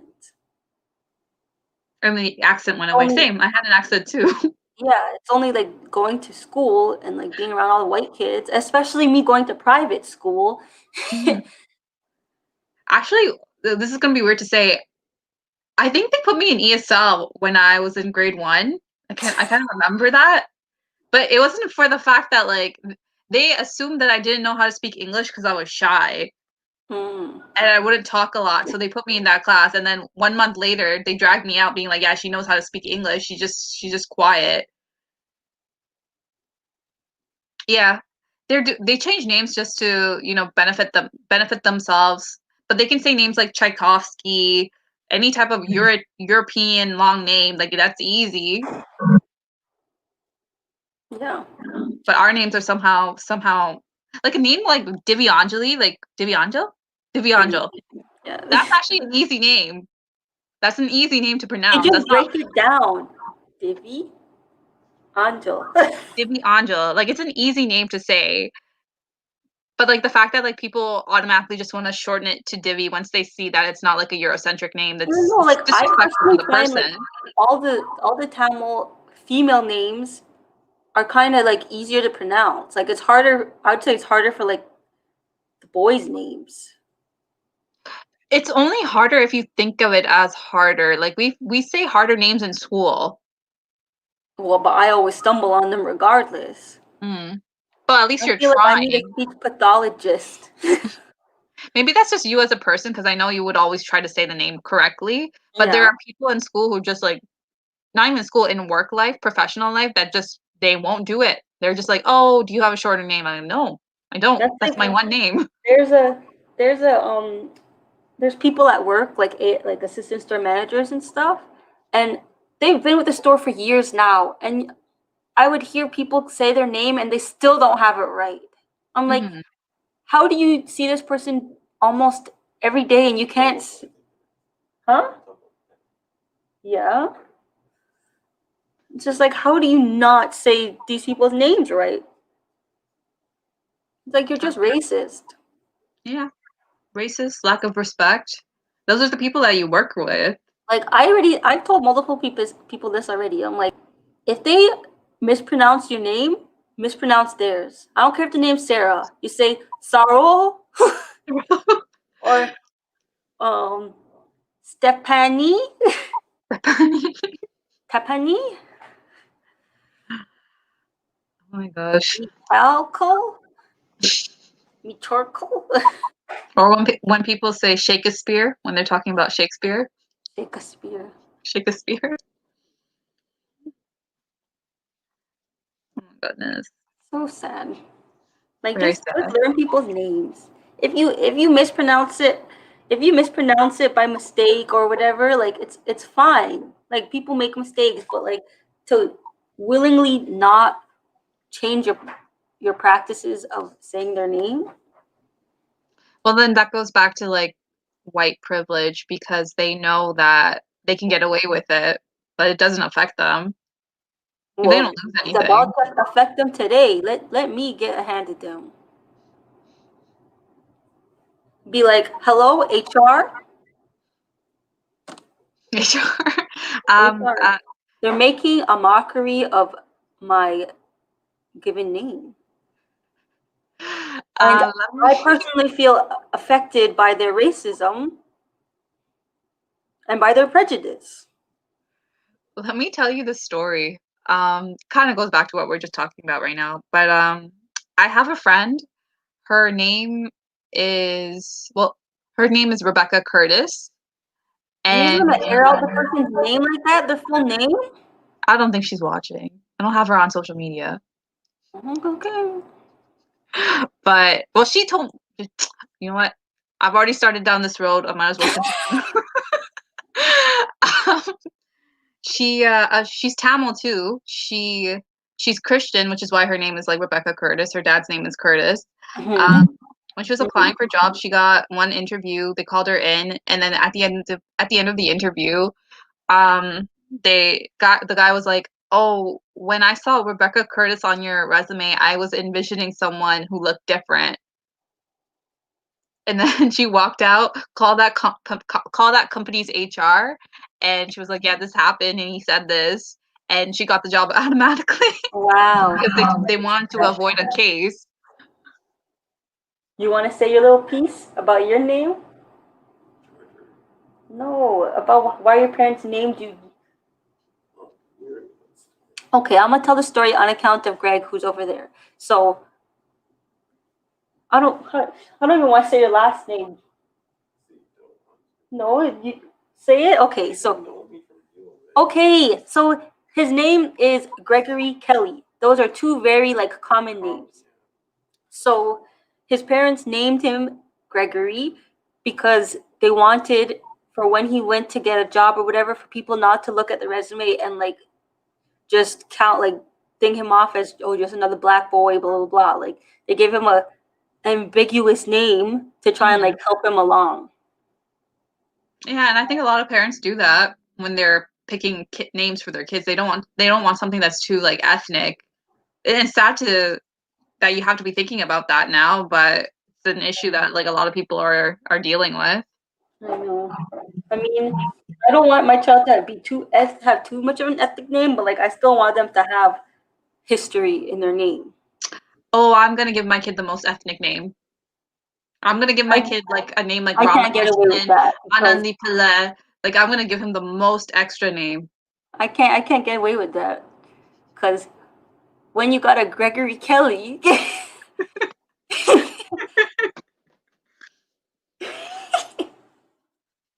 you can't. Basically, his parents gave him that plain name to try and help him along. You can't just have a grandkid and just be like far out there. I mean, who says you can't? And then our child's name is never used. Like my twins, Alejandro and Alejandra. I mean, I like those names. You mean Ali? Ali is my alter ego. I'm Mr. Steal Your Girl. I'm AliExpress and Mr. Steal I. That Girl right there because Sharanja loves my Alejandro. I do. I like that Snapchat filter. Especially now with my haircut, just like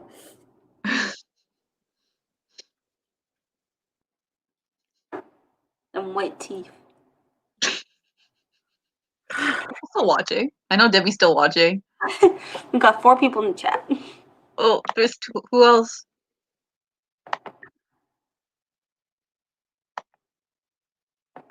I don't even know how you go through who's in here. This is too hard. Oh, thank you, California Blend, for watching. Yes, go follow her art.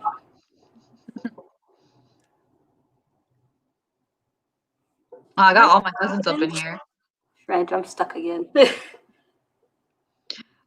you wanna end it? I feel like we covered all the topics. I can't end it if my thing is stuck. You're still moving. Yes, just like the before, you can see me moving, but my screen's frozen. My mouse is not moving. Maybe just refresh the page. How if my mouse isn't moving? Control R. Control R. Nothing happened.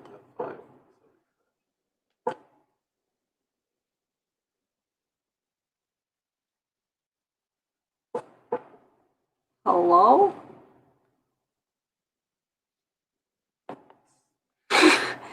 Sharanja, are you there? I'm here. I'm here. I'm trying to F5 this.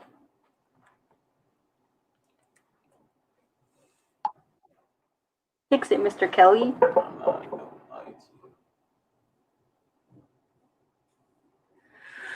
it to crap up.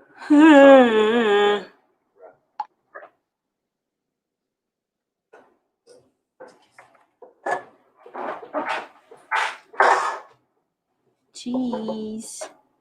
Cheese on bread.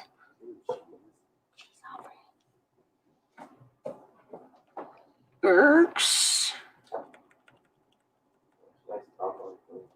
Huh? Yeah, Sharanja, talk to me while we try and figure this out. So overall, what do you think about the author, Desmond Cole? He good? He's good.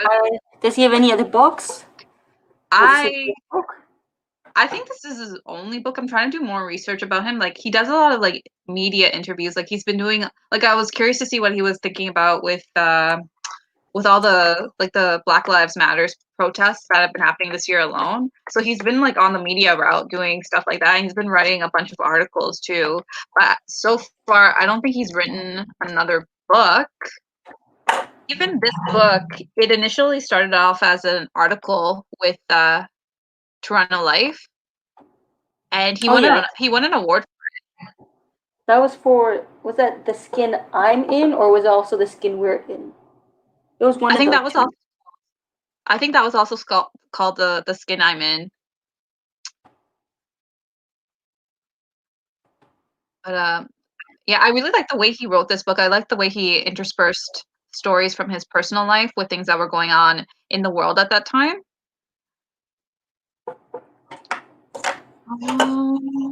Yeah, no, he hasn't written anything else other than like his news articles. I'm try and Google this.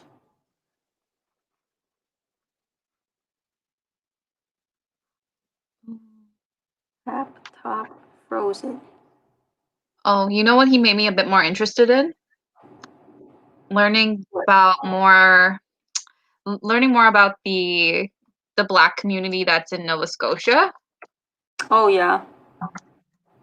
I think we read a little bit about this topic like for White Pine, which was like our high school book club. Book of Negroes. Yeah, the Book of Negroes.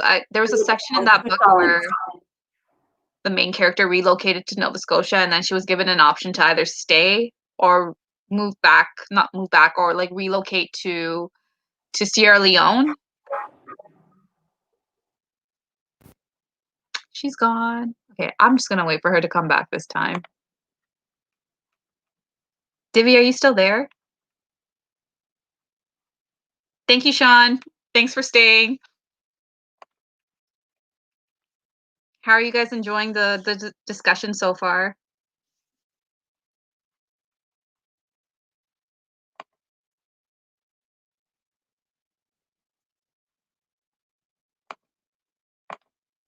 Oh my gosh, just wait for her to come back.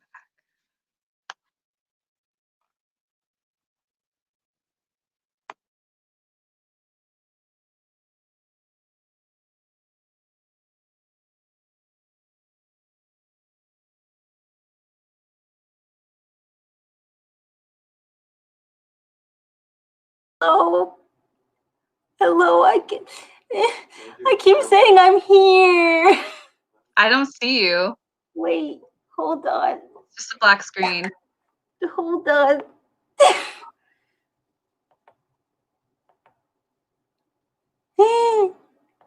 Hello? I don't know what's happening. Are you okay? This stupid laptop is new and I don't know why it's freezing. The stupid Gregory is here. It's Greg's fault. Does Greg have anything that he wants to talk about? Greg, you got anything? He says about what? Just your perspective Your on perspective on the Black experience? actually felt pretty normal growing up. He said he felt normal growing. You know what? Stand up and be on That's not what I stage. meant. Okay, how I about don't want to be something speaking for you. specific? What? Come over here. Yes. So Come and show your beautiful face to the world. yeah, show off your Jamaica Mandem shirt. Your nipples hard. Going back to the Gregory. I finished the book. Come on, show us off that He beauty. said he finished a book. Another book. But Which book? Firepower. I'm falling. I'm over. My legs. Welcome to the chat, Gregory. Hi. Hi. So wait, Is what there was that? anything you want to talk about as a black male living in the GTA, Greater Toronto area? Look, you got your number one fan, your best friend Divvy. Divvy, Hello. quick before you answer, Divvy. When you, me, and Sharanja went to take back the night, Greg felt a bit left out. He's like, "Oh, you get to go with Divvy. I haven't hung out with Divvy in so long." So yeah, your boys felt left out. Expose me. Next time, Greg, you're invited. Come on, say what's your experience? How's your experience? Felt pretty normal until like I guess high school. Like I'll say, well, I told Nika I didn't realize I was dark skinned until high school. Was there a specific experience, like a specific event that happened? To Like, make him to make me realize? realize that. Yeah.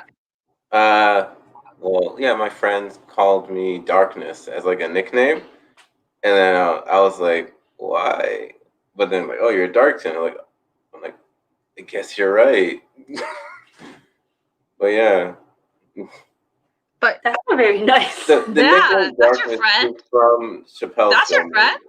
It's from Chappelle's show where the one that gets I forget what, Rick James called Charlie Murphy and Eddie Murphy Darkness also.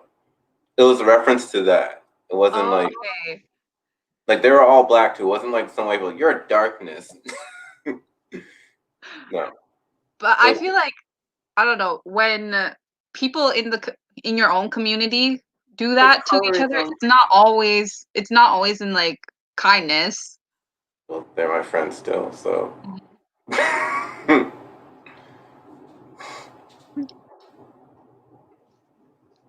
Awkward silence.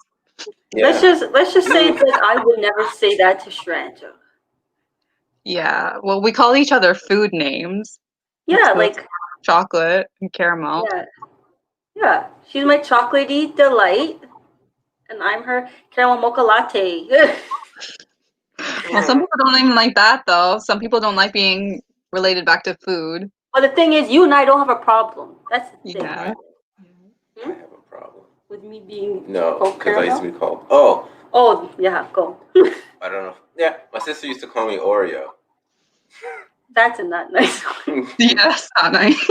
Because I used to listen. Well, I still do, but I used to listen to more, I guess, rock music.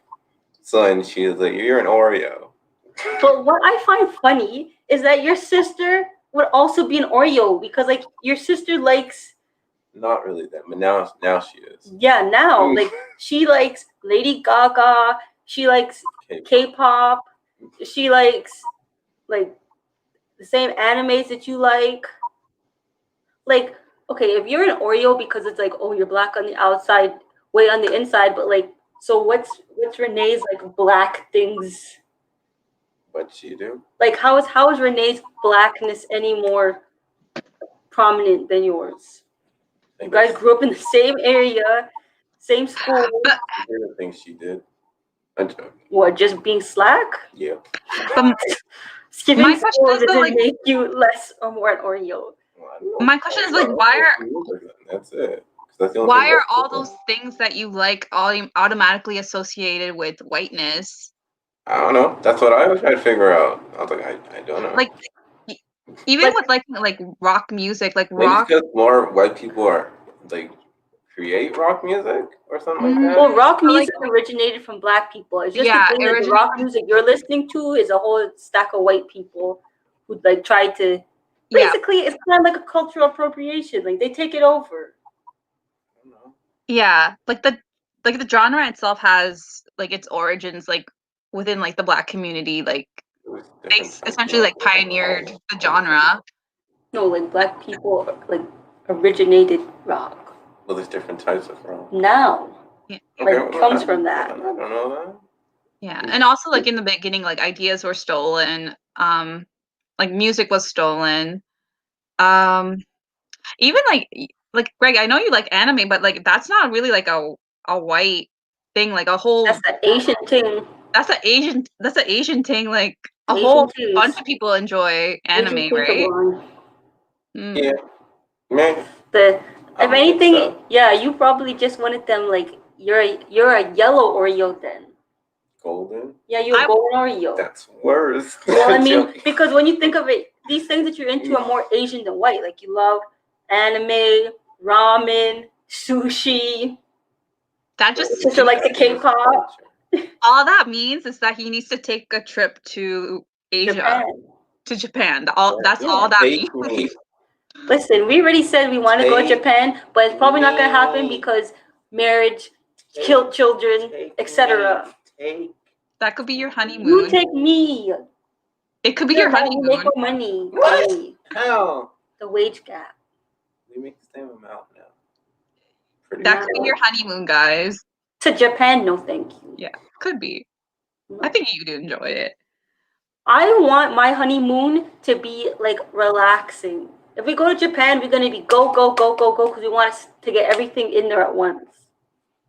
No, not unless you go for like a 2 or Plus, 3 weeks. low key, we both know I'm having a destination wedding, and it's not gonna be in Japan because people can't afford that.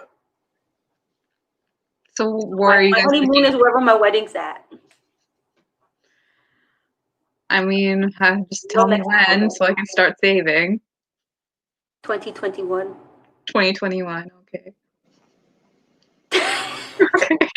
Gonna open up that bank account. Make it happen. Make it happen. Let's not make this awkward for Greg. As he's opening up my pencil case. Ooh, did you guys know that in Toronto, I think it was yesterday, there was a protest. There were 2 protests, one for defunding the police and one for like supporting the police. Jimmy tried to get me to go yesterday, but I worked last night, so it couldn't work out. But if I wasn't working last night, her and I would have been there. Right, Dave?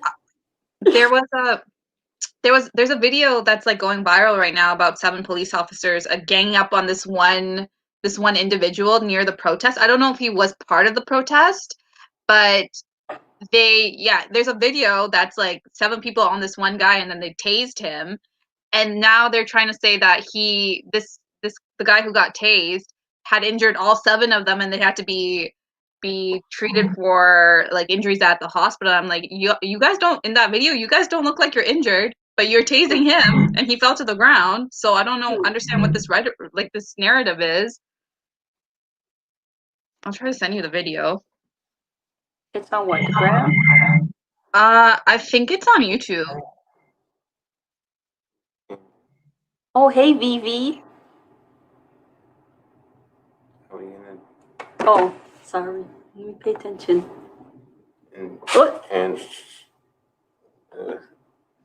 He's just saying, hey. oh no way.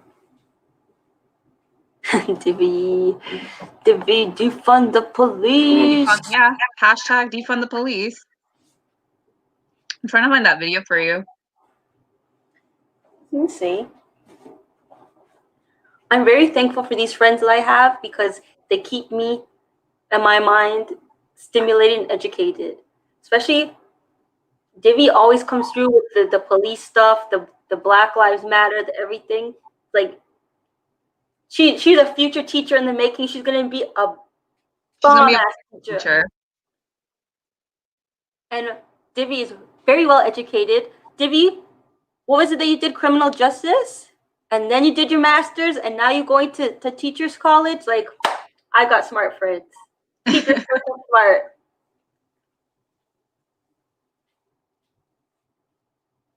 Oh, did we put it in her on her story? story. Okay, that's perfect. Oh, that's it's on her story. On her story. Oops. Yeah. Yes. As you look for that, Sharanja, just a reminder. What's the next date? September. I'll get back to you, but September something. 2 weeks. When we talk about Soulway by Lupita Nyong'o, aka Nakia, and you'll also her acting in 12 Years a Slave. Love it. As what was her name? Patsy. Patsy, yeah. She's been in a few things outside of 12 Years a Slave too. Queen of Catway. Yeah, Black Panther, which I want to say rest in peace to Chadwick Boseman. Don't even get me started. Yeah, it was very shocking. It was your fault. It's Sharanja who broke the news to me. It was an alert. It came as like a breaking news alert on my phone, and I couldn't believe it at first. Woken up the next morning and been fine, but you had to break the news. You would have seen it on IG. It was all over IG. The minute that his account posted what had happened, it was all over IG. It would have been impossible for you not to notice it. Yeah, by just not looking at my phone before I went to bed. Yeah. What was I doing? Oh yes. No. September 13th is when we discuss Soulway. And then the 27th is Pet. Also, for my comic book people out there, October 11th is going to be Genius, which is one of my favorite comic book series. I have the ebook, so like if you want it, DM me because I'll send it to you. We're not trying to do anything illegal here. I got it legally through Humble Bundle. So. Okay. I'm not selling it. We good. But yes.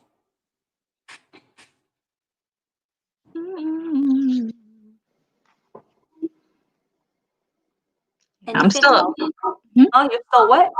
I'm still upset about Chadwick. Yeah, that's all I've been thinking about like the past 2 days. And it's just so disrespectful how people were saying like making fun of him for being so skinny and whatever else in that last interview when like the man was suffering. Mm-hmm.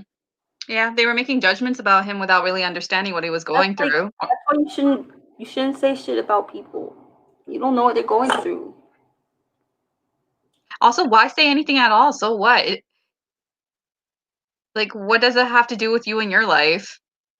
You know, as humans, we feel some types of way. But like thinking about all the things that he had done while he was sick, like the fact that he was still acting, he was still doing like he was still like doing a lot of charity work, a lot of activism work. Legit, the whole time we've known him, like, well, no, not the whole time. The majority of people have known him for his work. He's been suffering. Yeah. Like he was diagnosed back in 2016, which is around the time I think Black Panther premiered. Yeah, I think Civil War came out in 2016. Black Panther came out in 2018. Mm-hmm. So that whole time he was going through treatment. He was in so much pain. And then the Infinity War. Yeah. I mean, like he definitely will have like a lasting impact on people. Definitely. Especially you know my love of Black Panther. And yeah. I'll never get to see him in Storm. That's why I messaged you first. Because I'm like, oh, Anika. The first thing I thought of was like that Black Panther cosplay that you did with Greg. Like you know which one I'm talking about, like the one where you dressed up with Storm. Which one? Punk? Like Punk or Wedding? I think it was Wedding. Like you wore like a golden, like long white hair. Yeah, the Wedding. And then he had like a full on like Black Panther suit.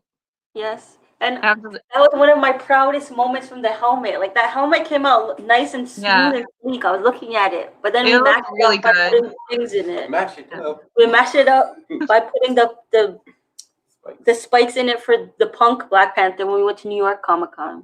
Did you guys get a lot of? Do you guys remember if you got like a lot of compliments that day? Oh, which one? For like Black Panther and Wedding Storm. Okay, so here's the story for Black Panther and Wedding. Greg got a lot of compliments, like a lot of people want his picture. Me, however, did not, because You got a lot of people who go to these conventions only know the movie versions, so they couldn't put two and two together. Like, okay, Black Panther and this white-haired female is next to him. Oh, that must be Storm. They just saw Black Panther. I'm not wearing like the classic Storm outfit, so they see like white hair, but they don't really know. Like people didn't know. I feel like more people would recognize than you realize. I think only like they probably didn't know. So judging by people who came up to me and said whatever, I think we might have only got like 2-3 people. Mm-hmm. No, 2-3 people for the two of us, like together as no. Is it because you guys were directly replicating that specific comic book cover though? That people weren't like probably because a lot of people don't know that the two of them got married. They don't read comics. Yeah. Because like in the movies they're never together because they're owned by different. Yeah, they're owned by different companies. Which is now they're under the same company, so you might see that story in the future. Getting the marriage annulled, still having a fire burning for each other. And then it's that question of if you're like a comic book fan or if you're a movie fan. Yeah. Which unfortunately, like a lot of people don't read the comics. They're just like strict movie fans, which is there's nothing wrong with that. It's just there's nothing wrong with that. My problem is when people who only watch the movies feel like, oh, I know more than the comic book people. Like when a comic book person says like, oh, like this happens, we're like, no, it's like, no, you don't know. Yeah, especially like the movies take liberties on like telling stories, right? Like it's not going to be 100% the same as the comic book story. Like a lot of the movies, like the MCU take like different parts of like different things that actually did happen in the comics, but like they take different parts to like make like one thing. Like going back to like Black Panther, like I think I remember telling you like I was expecting Nakia in the movie to be like a villain because in the comics she's not like a big villain, but like her storyline definitely takes like a dark turn. Like she ends up being a villain in her story arc, and I was expecting that. So to see her becoming the love interest, and I love that whole storyline within the movie. Like I really love their coupling, but it's probably that decision was probably made because of like Storm being in a part of like a different movie company. Yeah.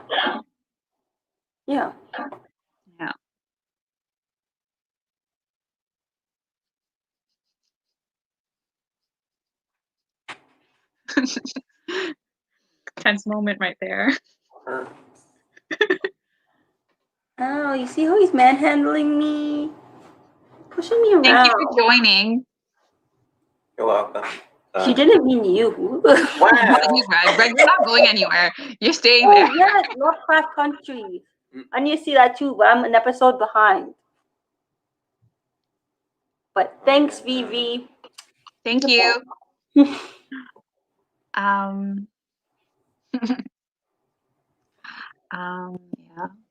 What was I gonna say about comics? Do you guys encounter a lot of like racial attitudes when you're cosplaying? Like people saying like, "Oh, this character isn't like black, so why are you cosplaying?" Greg doesn't really like. I do more of a gender or race bend. Greg doesn't usually. Before, no, I only did it once. With the anime character. So. Which character did you do? It was. Did you watch Bleach? I don't. Yeah. Remember. I watched some episodes of Bleach, but not Hollow Ichigo, but the Hollow version of Ichigo. It's like the one living in his head. Okay, that's cool. Yeah, but then Do you have someone in your head? yep. Yeah, because you always talking Yeah. to him. Like I don't. Cause this was like in high school, so like you have Let's the try option and pull of. up the picture. I don't think I have any posted. Anyways, oh, you're talking about just anyways. So yeah, you have the option of wearing your costume to school. I didn't because I knew I would get like the statement of like Halloween goes like white, but not like as a white person. Like he's just literally white skin, and I didn't want to color my skin white and like literally Some white. baby powder. Yeah, don't do that. That would have looked would have looked bad. So the most I did for that was just paint my nails black. That was it. But yeah. This is it? No, this is Black Dynamite. It's not posted.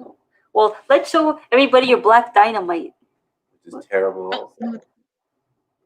I can't see it clearly, but I can tell a lot of thought went into it. Not really. I mean, it looks like you made an effort. I went to spirit. Man's went to spirit. Oh yeah. Oh yeah. But don't you feel like that attitude is a bit conflicting because you're cosplaying like a fictional character? It's not like it's a real person, right? Unless like yeah, I guess. Unless like the race is like important to who that character is, then I get like where people might have like yeah, but if it's just like a random character from Bleach where like anyone can inhabit those characters, it's like their race doesn't really matter. I've seen some white Black Panthers. I don't know, like I don't know. I personally thought it was that's both gender and race bent. I feel like I got good turnout for that. Yeah. You see, I have to have a low expectation because, to be quite honest, I get better reception by posting my stuff on Instagram than I do by going to conventions. Mm-hmm. Oh my god, my project. What project? Do you have to work on something, Anika? Huh? I don't know. I'm asking. I don't know. Divi did a project on this. This was like you told me this was like her master's. I shouldn't have to tell you about what Divi's doing. Yes. You should know. Okay, so my girl Divi over there, she just finished her master's and she was actually doing it on Black cosplayers, like Black cosplayers in the whole like how we feel about it. What's it all about? Yes, Divi. I just caught on. But yeah. Didn't you guys go to an event that was specifically for Sharanja, Divi and I last October we went to a BSAM event. So BSAM stands for Black Speculative Arts Movement, and it was really fun. It was really like we got to learn a lot of things about the Black like sci-fi and like Afrofuturism. Mm-hmm. Yeah, I feel like it was also a good experience for Divi to get some stuff for her master's. Yeah. And what was Divi's like main thesis? It was Divi. What was your main thesis?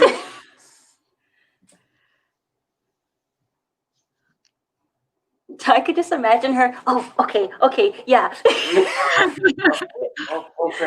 Okay. Let it out, Divi. Let it out. Well, while she's typing, so when you guys are out at these like Comic-Con events or just like expos, do you see a lot more like people of color who are coming in and dressing up and just participating? I feel like the ones that I recognize are always like the same. It's the same people coming in and doing it again and again. Some people that's like they're recognized on Instagram and everything, and then like they have their little following, so they come and then like they just like stand around, do all the cosplay stuff.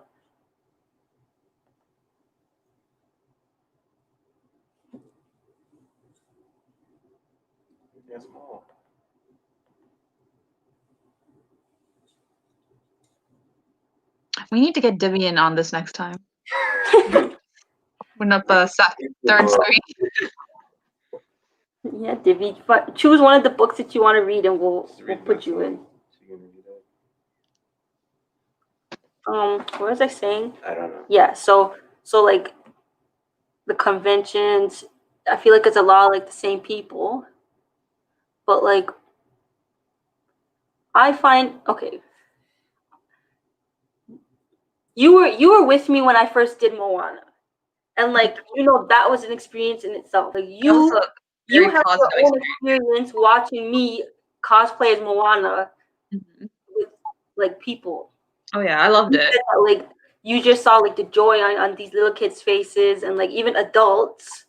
Do you remember that one little kid who like tripped over herself running to you? Is it the one that when we were at the train station? Yeah, at the train station, she fully tripped over herself trying to get to you. I was like, "This is so cute," and her face looking at you was like, "Ah." I remember that. So I feel like there was that, and then even like my second cosplay, which was also you were there with me, which was Zatanna. Bruh. That was a race band, but like that was actually like well received. Can I just say I'm still waiting for my payment for being like a photographer on these occasions? Your payment is my friendship. Shut up! I want a refund then. Wow. Okay, we're not friends anymore. Let me just set you up. I'm joking. I am joking. Yeah, Brown Girl in the Rain done. Broke up.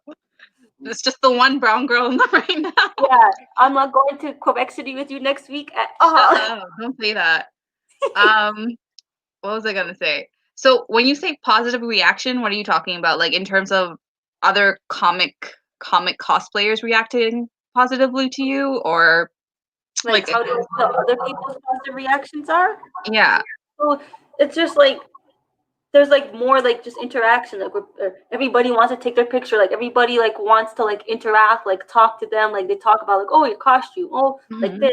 Oh, you look so good. Oh, whatever. Well, it's like I feel like when Greg and I are together for the most part, like we're just walking. And it's just like it's just like one of us. It feels like if we were to just be walking plain clothes.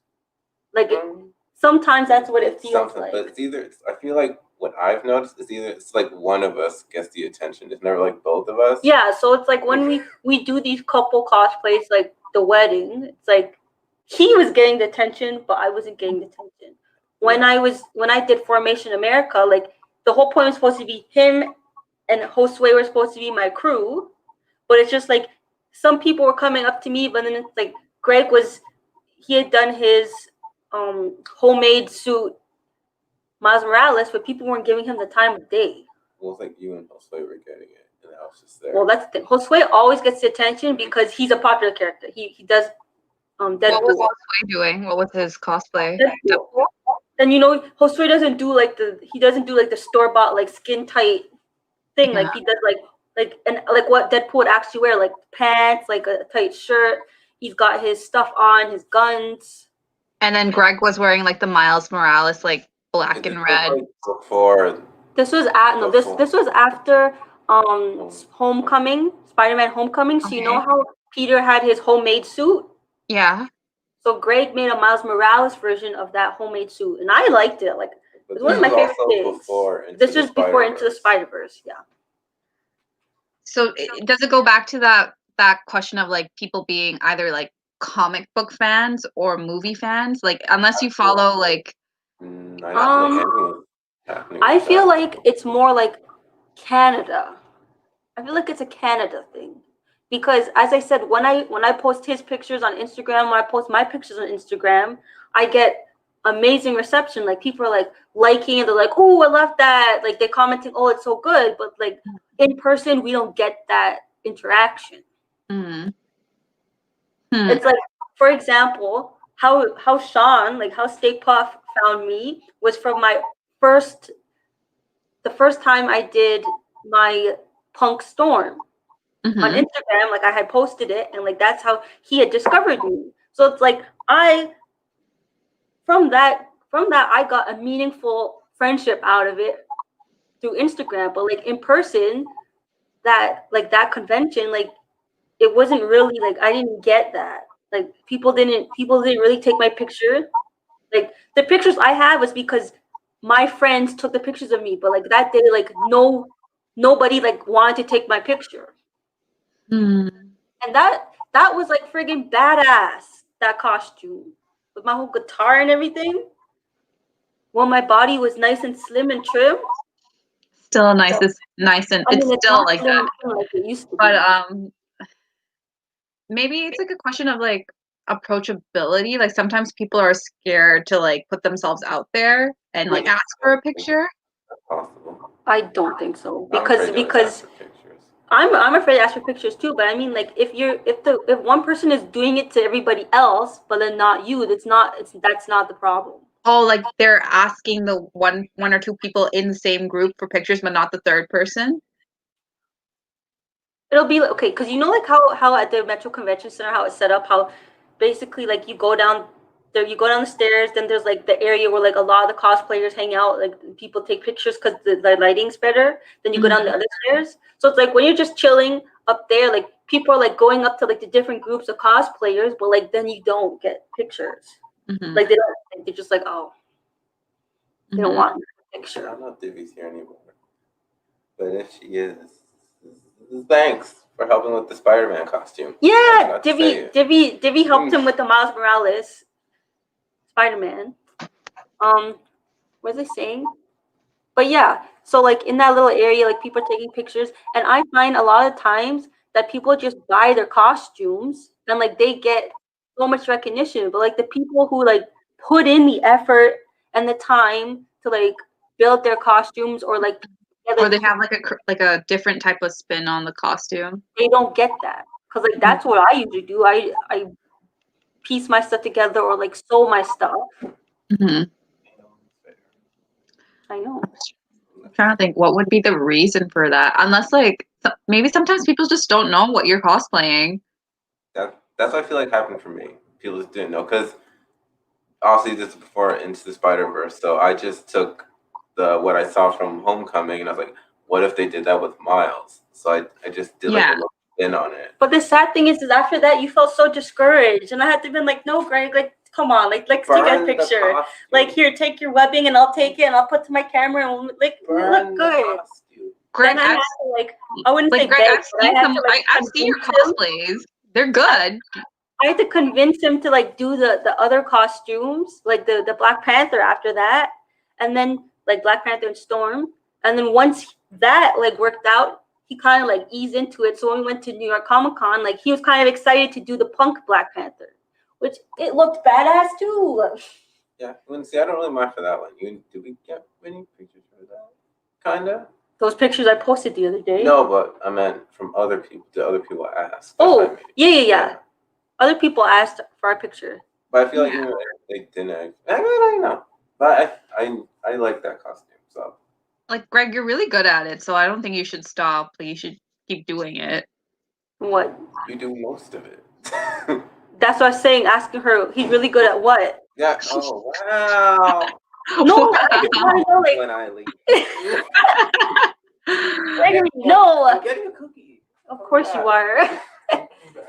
No, like good at like playing the character or good at making the costumes. I thought he was making the costume.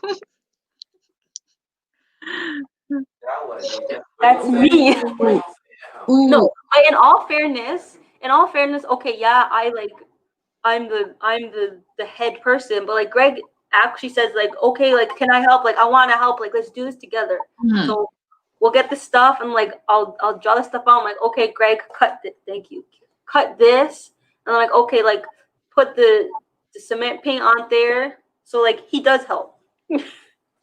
Oh, my question is like, how do you think these like expos and like Comic-Con events like do you think they create like a safe space for people of color to like come in and dress up and just participate in like this like geek culture?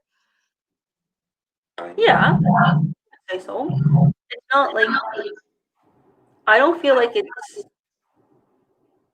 like anybody feels out of place. I'm just trying to think like, I remember this specific story about like this like black cosplayer who he had like a fake sword as part of his costume, like he wore it on his back, and the police saw him and they shot him in the back. Trust me, that aspect, I get so scared because a few times Josue and I have gone to the conventions and he's dead all the time. So obviously, man's got guns. So after the convention, when we're leaving or walking back to Union Station, like it's scary because people who don't know that there's a convention going on, they're just seeing this person like with all these guns. It's like, okay, yeah, he's in a Deadpool costume, but like there's crazy people out there who would wear a costume and just have actual guns and shoot up the place. But dressed up like an anime character though?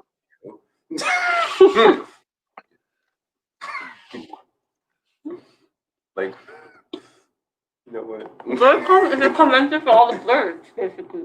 Obviously. But where's BlurCon? Where's BlurCon located? You're enlightening me.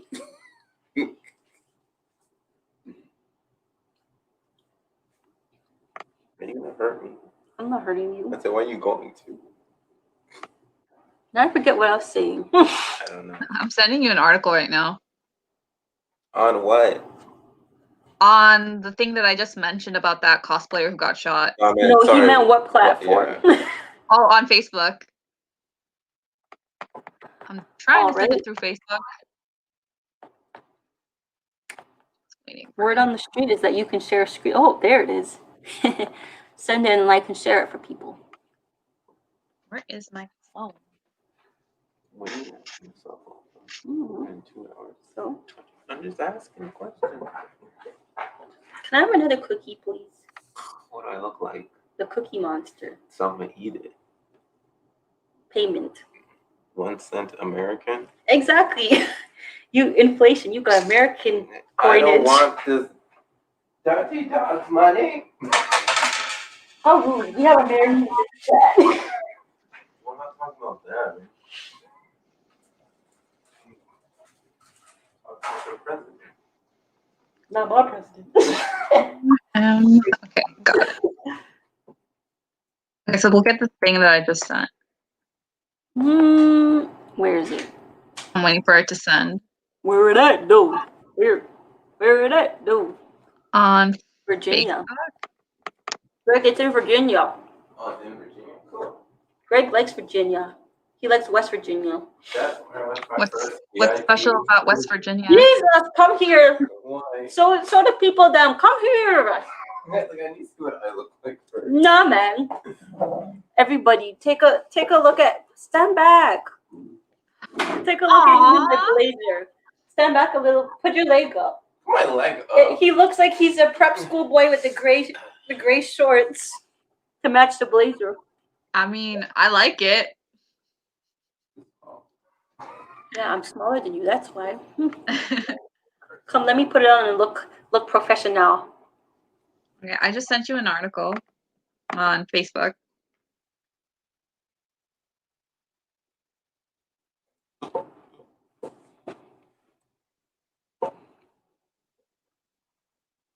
We'll have to share it.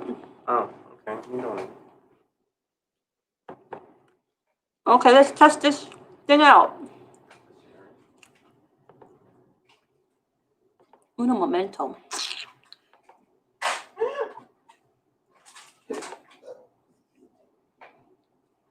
How does this work?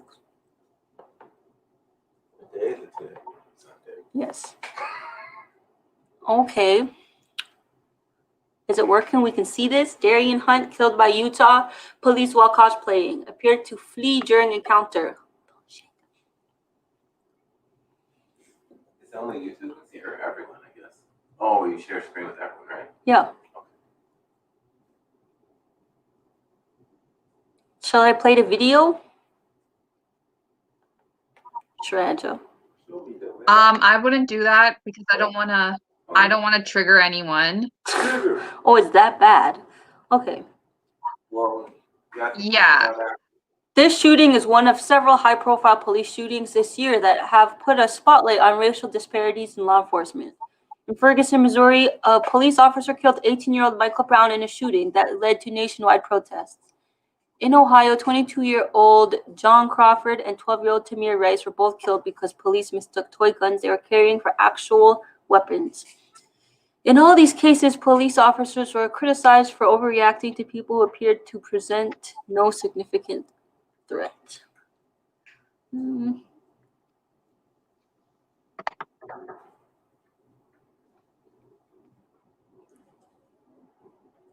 Wow.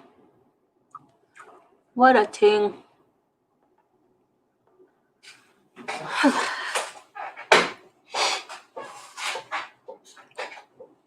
And the fact that they weren't facing any criminal charges for being negligent. Thank you.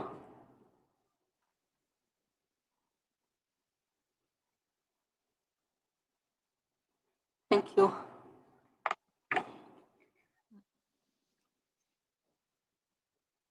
So, Sharanja, what's stopping you from cosplaying?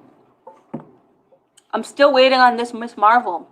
Girl, you promised I kind of lived through you. I lived through you when you promised me from cosplayed. when your hair was here. When your hair got to here, you could have cosplayed her, and now your hair way down in your back. So, yeah, in your body crease. Well, maybe next year. Oh, you're right. I mean, I just, you know, you and me, we're two different people when it comes to like pop culture stuff. Sharanja, I'm just trying to boss up my crew. As it is right now, I only have Gregory sometimes. Josue says he's retired. Josue's not. Josue says he's retired from the cosplay game. Who else do I have? No one. You have your future husband. That's all you need. No, man. I want to be a part of those people where you see them on Instagram and stuff, but they got the whole crew just like Sometimes the crew is my girl's out there in New York City moving to Denver, so I don't got her. You know what? I promise. You know what? 2021. I got you. I'll sign a contract. I got you. I don't know what I'll be doing, but it'll be something. Like, I'm still trying to reach Florida. I'm still trying to reach Florida to go to convention. But the thing is, Sean don't cosplay, so I still need I need cosplayer people to cosplay with Divvy me. said she'll do it. America needs to straighten up. I think Divvy did it once, no? America needs to fix up, especially Florida. Yeah, Divvy did Ironheart, Riri. You know what? I am, making a declaration. I will do it for 2021. But what are you doing? I don't know. I don't want to do Kamala anymore. I don't want. Okay, I that's want to fine. invest. But she has to be South Asian. Shouldn't have to be. I Divvy prefer her did to be. Riri. I mean, I prefer that. But she would prefer that. I mean, put some attention on the South Asian superhero. He said. What did he say? Did he say some shit? He thought you, instead of I would prefer that, he thought you said something about Big Bertha. No. So it looks like you're cosplaying whoever Big Bertha is. Now you gotta gain some weight. Make your own. Yeah, I'm already halfway there anyway. I remember his name. I always forget. The cosplay would have to be easy. Okay, so we need to find South Asian. It could be that could be easy. We could find something from like an independent. Yeah, we could do that. Because it doesn't necessarily have to be superhero. No, in fact, I don't even read that many like superhero comics. Like the stuff that I read is not like independent. You love your independent. Yeah, I love independent. I don't really read that much like Marvel or DC. If you post about it, and it catches my interest, yeah, I'll read it. But I read a lot of like non-superhero stuff. Mm-hmm. Like I told you, like my favorite comic is Saga. which because of you and Sean is why I read it and I finished it. And it's so good, but it's not superhero, but it's like sci-fi fantasy, but it's like amazing. Even though, what's her name? Starts with a G. What's her name? Gwendolyn? Yes, Gwendolyn is a friggin' badass. Like I love her outfit. Once again, if I didn't let my weight get, like if I was still slim, just like curl my hair, put some perm rods in there, get a little afro going, I would be Gwen. I mean, I think you can do it now. My favorite character in that whole First series. of all, my hair has to grow a little longer, and then I need to get the body right and tight. Greg said he's gonna do a personalized workout thing for me. I'm still waiting. It's done. The video's problems. See. That's me. But I don't know if we do that with you. No.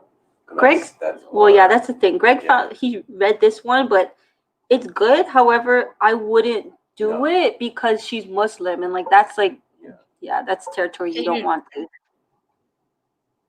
What does it say? Yasmin? Yasmin. It's called the Yasmin. Yasmin? Did you read the one I sent you? Johanse? You didn't send it to me. You just told me to. Oh, I have it on Comixology if you want, but I have to figure out how to give you access to it. Okay. Yeah, I can't wait for Saga to come back. Like once they announce the release date for the final. You know, a little birdie told me, an insider told me it's supposed to be coming out December. Okay, so I'm gonna read the whole series again, and so I'll be prepared for when the story starts back up. I just finished about a few months. Saga. Yeah. Whenever they released like a new volume, that used to be like my highlight of the year. Like, Sharanja, I was with you the day that you bought your first one. That was the first thing I ever bought from Heroic Dreams. Do you know that? That was the first thing I ever bought. I was with you, and every time we go anywhere together now, you're always getting the trades. I started reading Why the Last Man. It's another series by Brian K. Vaughan, which is also really good. I'm not super far into it, but it started off really good. We Stand on Guard is by him. Mm-hmm. We Stand on Guard? Yeah, it's about like America's invasion into Canada. Oh, like in the Canadian? Huh? I don't even know. But if anything, I have the trade, so I can lend it to you. Yeah, lend it to me. Also, I had randomly picked up a bunch of these X-Men like things in the dollar bin, and only after I got home, I'm like, Greg, you say Brian K. Vaughan? He's like, okay, what does that mean? I'm like, he's the author of Saga. He wrote like a couple issues for Marvel. I think he worked on more than just X-Men. Look, you're not the only one who likes that. Yeah. No, it's a good read. I really like it. Why Last Man? Add that to the list, Greg. Too much things on my list. Add it to the list to remind me. It's my phone. What list, man? Why the Last Man? Short series. We Stand on Guard is a good series. Wish it was longer to flesh out the character more. Why the Last Man? Yeah, why the letter? Why? Yes, Sean. Far Sector better go to the full 12 issues, and they better not leave me on a cliffhanger. Which one? Like, so much excitement for Far Sector. What's it about? Okay, so she's a Green Lantern, the first black one, and she's far out, the farthest sector, hence why it's called Far Sector. And is there already a black Green Lantern? Like a man? Oh, sorry, I meant black female. Oh, okay. Black female. Because I'm like, I remember seeing someone in the TV show. And it's like a murder mystery. Yeah. And is it just like a couple issues? Like it's a short run? They said it's supposed to be 12 issues. So right now there's 7 out, and there's not one coming out not this month, September. So number 8's coming out in October. Oh, okay. And that's actually the one that I like. I've been collecting, and then I finally sent Sean them. So he's wanting to do a show on it next month. That's interesting. Ooh, that's another question I have.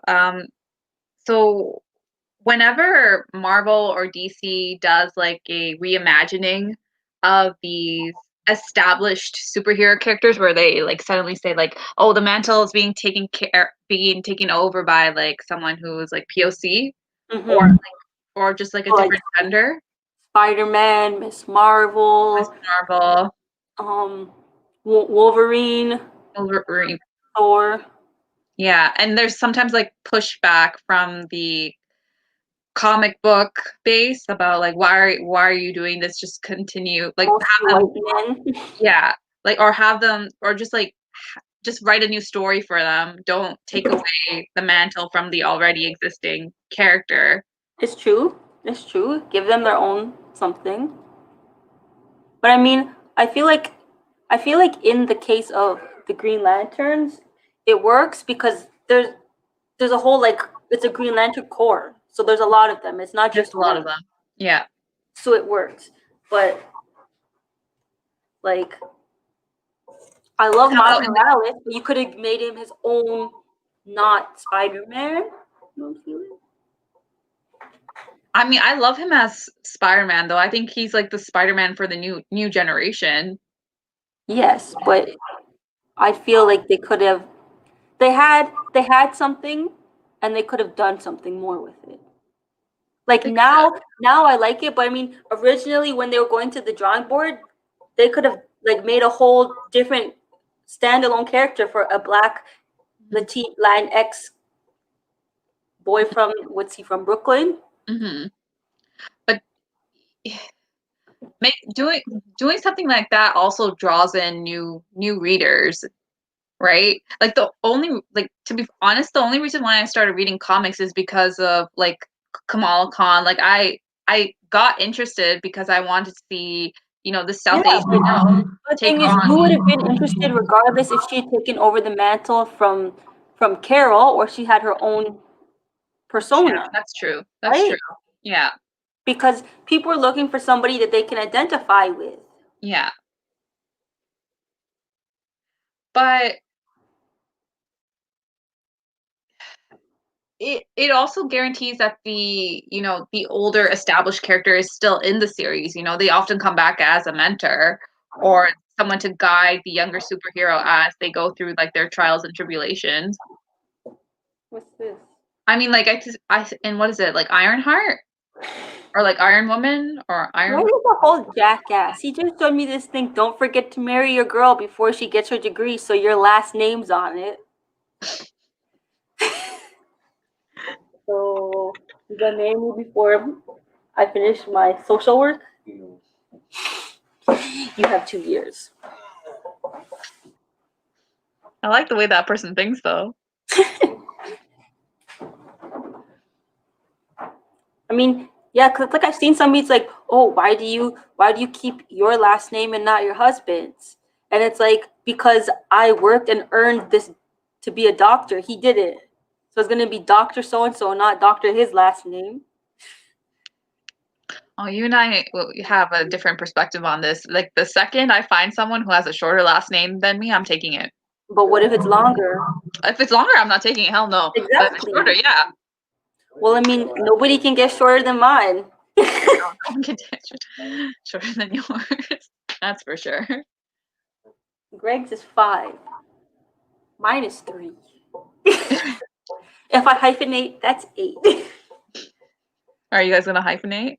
I don't know. I mean, I struggle with this all the time because I'm an only child. So am I just gonna end it right there? Not even hyphenate my name? People do. So what people do now is they combine the 2 last names. They make they amalgamate them. So what is Greg's is Kelly, right? Yeah. So Kells. No. People do that though. It's a thing. No. He's the last Kelly male. So it would literally end. It just shows how much he loves you. I don't think he loves me that much. To end his whole legacy, his whole family's legacy. I mean, Renee, like his sister. Yeah, but she's not going to be a Kelly. Her kids aren't going to be a Kelly. That's true. Well, unless she has kids without being married, then they'll be hyphenated essentially. Dog. So, yeah, back to the topic. So, I mean, I don't see it as a bad thing when they try to create a new story for old characters, like bring in new people to sort of like bring back popularity and, you know, just have a different story to tell. Yeah, but the problem is, okay, like that's fine to do that, but the problem is that they're not giving new diverse characters. They're just diversifying old characters. So you can diversify old characters, but you still need to bring forward new diverse characters. Mm-hmm. Instead of just like making new white characters. But I think they do that just so they don't alienate the older fan base. So you still have like with Peter Parker, like you still have Peter Parker and you still have Miles Morales. So you appease like the two groups. Okay, but then make a new Hispanic black character. Like you can still have Miles, but just make a new character. Yeah, you can do that. You can do it. Or like make like a Hispanic male character. Mm-hmm. Because like that's another thing. People feel like, okay, just knock two birds out with one stone, black and Hispanic. Like, how about make a new character that's like not from just the normal like Mexico or like Puerto Rico, Dominican Republic. Like,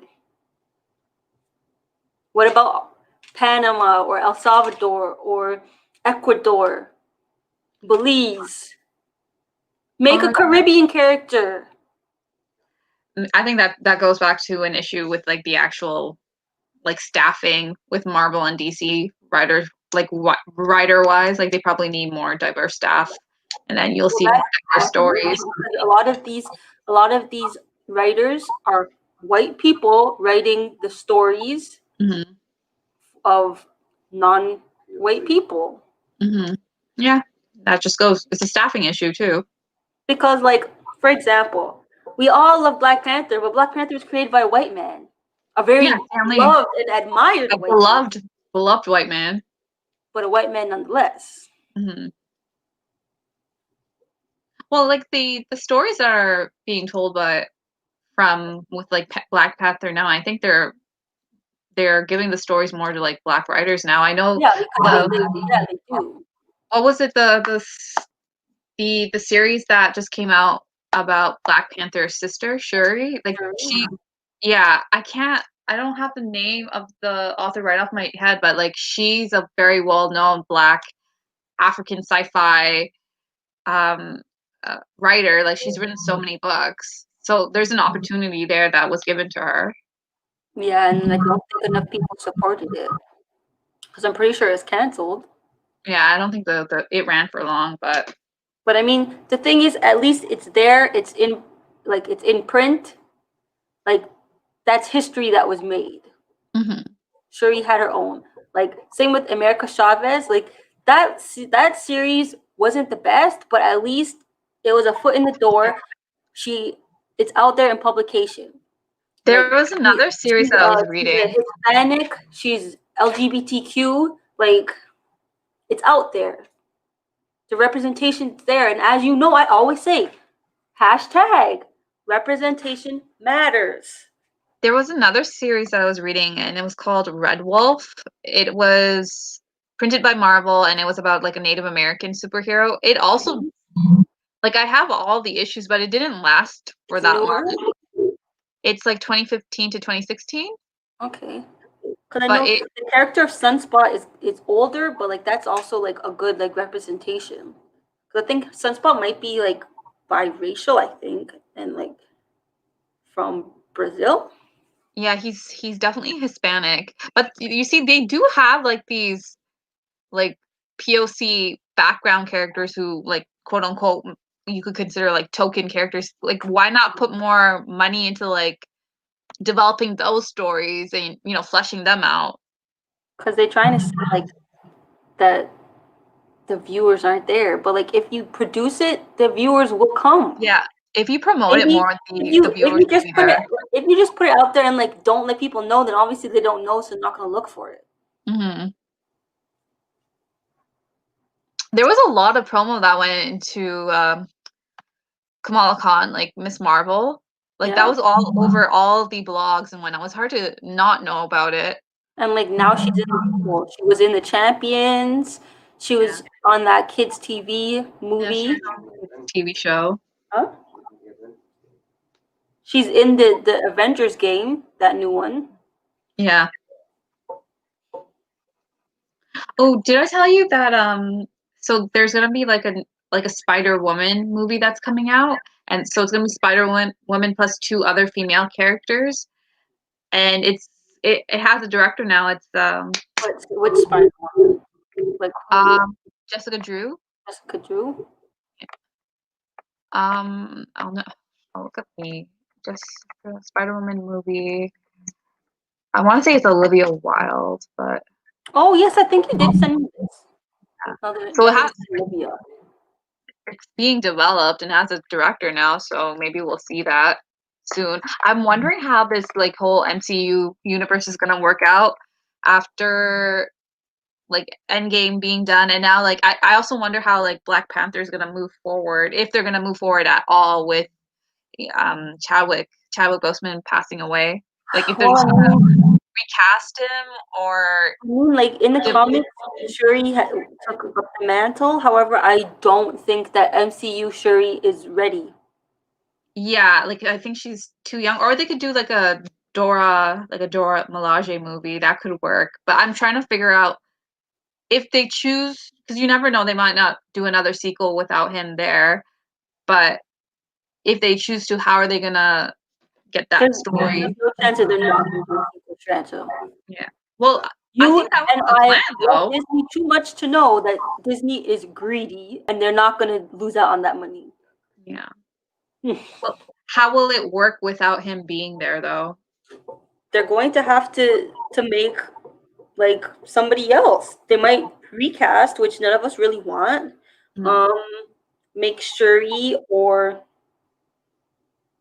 I don't know. Because he was also supposed to be part of the new Avengers too. Like Killmonger back from the dead, and kind of like make him not a villain anymore. My next guess would be that they're not gonna do any sequel for the next couple years, and they're gonna develop like someone else's story and then have that person be the next like Black Panther. Well, I mean, how's that gonna work? Because isn't Black Panther usually royal blood? Unless there's like a royal sibling out there that we don't know about, but I feel like they might just do like the Shuri route. Well, I mean, at the same time. Shuri's already his half sibling. Yeah.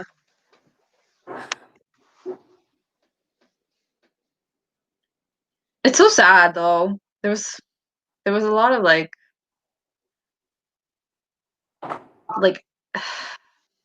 there was a lot of happiness when that movie came out initially. Like it was crazy, right? You and I have our memories from going to see that movie. It was something. Just like not even that, just like the culture shift that it brought about. Like people were like going ham in the theaters for that.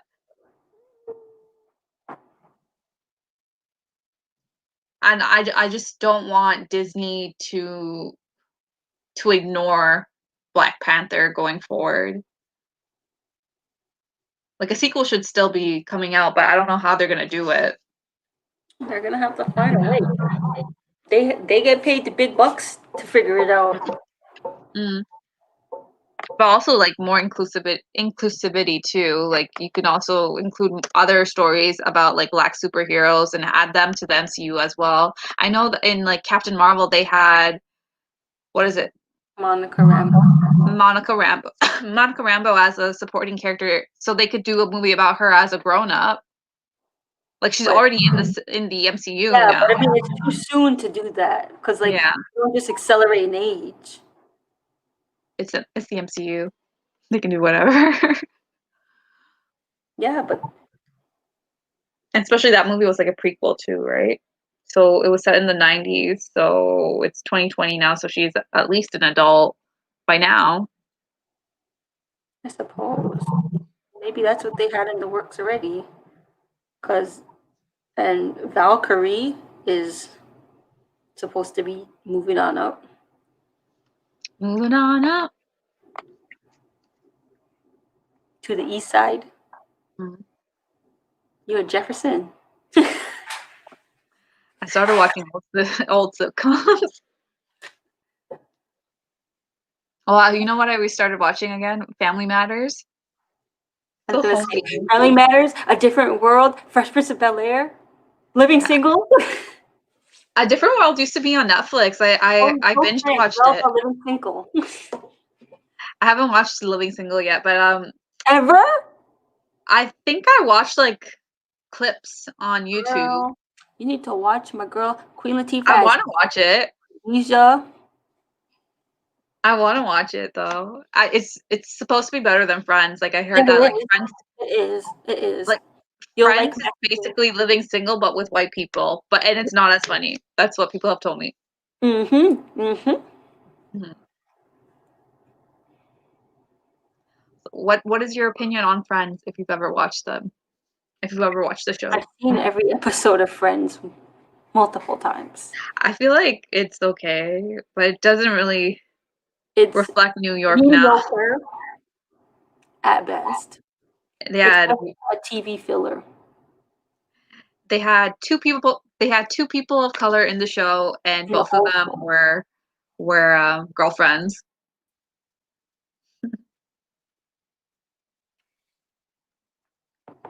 See that? Confirmed. Confirmation. We got a confirmation from Sean. Yeah.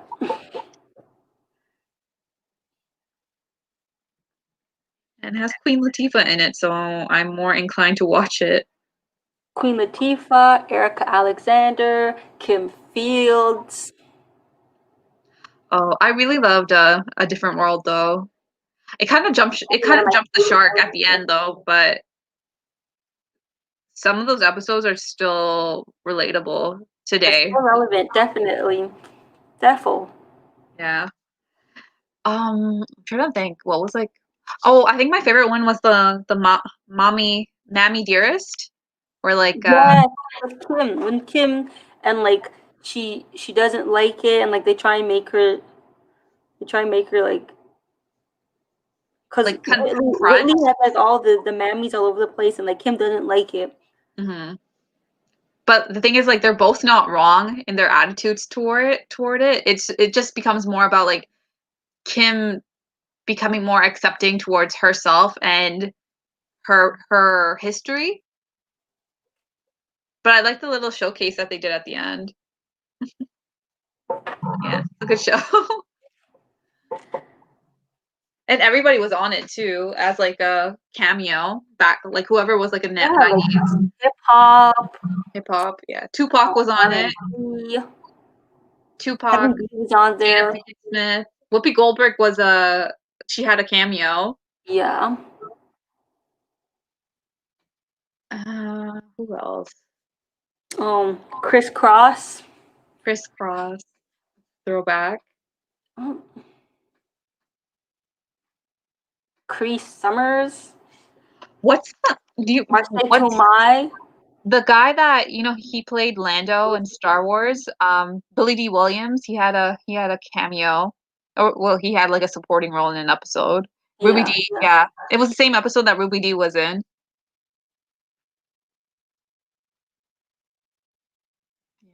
Girl, we've been We had quite the We're just meeting. talking. Yeah, 5 we're minutes, just talking 10. now. The first hour was serious. This is just us talking. Different World is serious. Yeah, it is serious. It's a serious show. You know, it actually inspired a lot of people to go to college, right? Girl, Sharanja, when I was a child, it was my dream to go to HBCU. Then I grew up and I realized that one, it's gonna be too much money because I'd be an international student. Two, you have to set SATs, which Canada doesn't prep you for. And it's like, Yeah. why would I set SATs when I can go to school here without having to set some unnecessary test? It depends on how much it would have depended on how much you wanted it. Because I it's was not, possible. but I was not paying them international fees. And then also to just be away from everybody. I mean, you did that when you went to Peterborough. You weren't always I could around come everyone. home. I could come home for the weekend. My parents could come visit me if they wanted. I can come home and bring food with me. Do you feel like you lost something by not going though? By not like No, actively trying to because pursue it?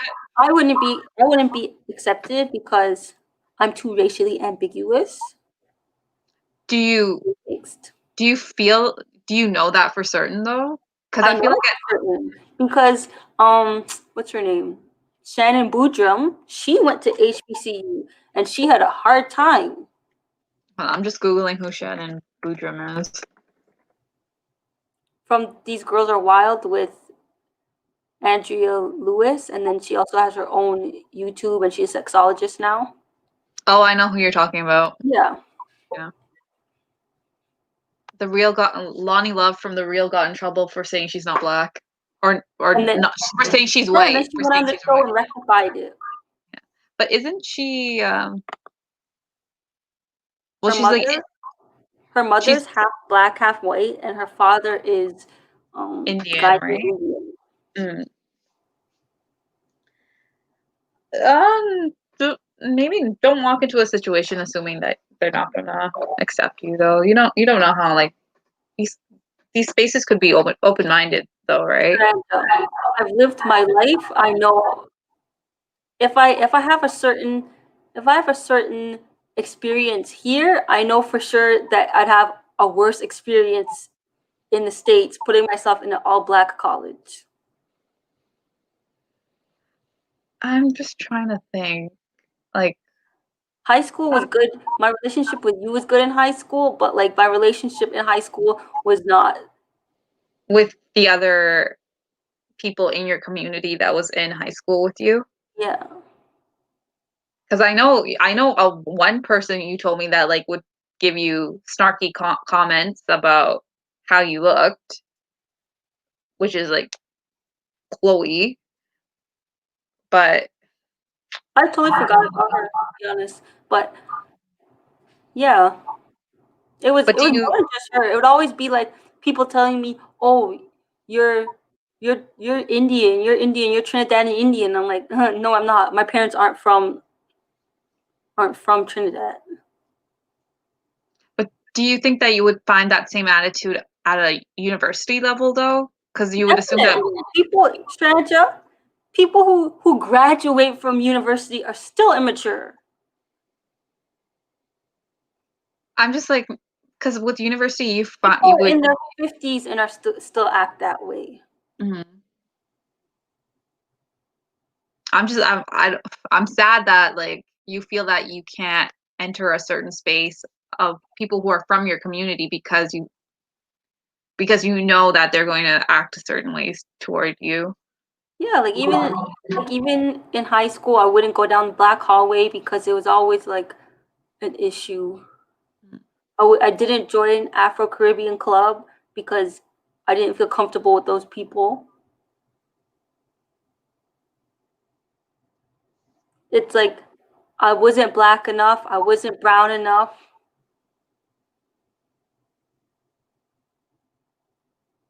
Definitely not white enough. You can't get away with being white. I know, but that's the thing. I'm equal parts white as I am to being like brown, Mm-hmm. and I'm more black than any of those two parts.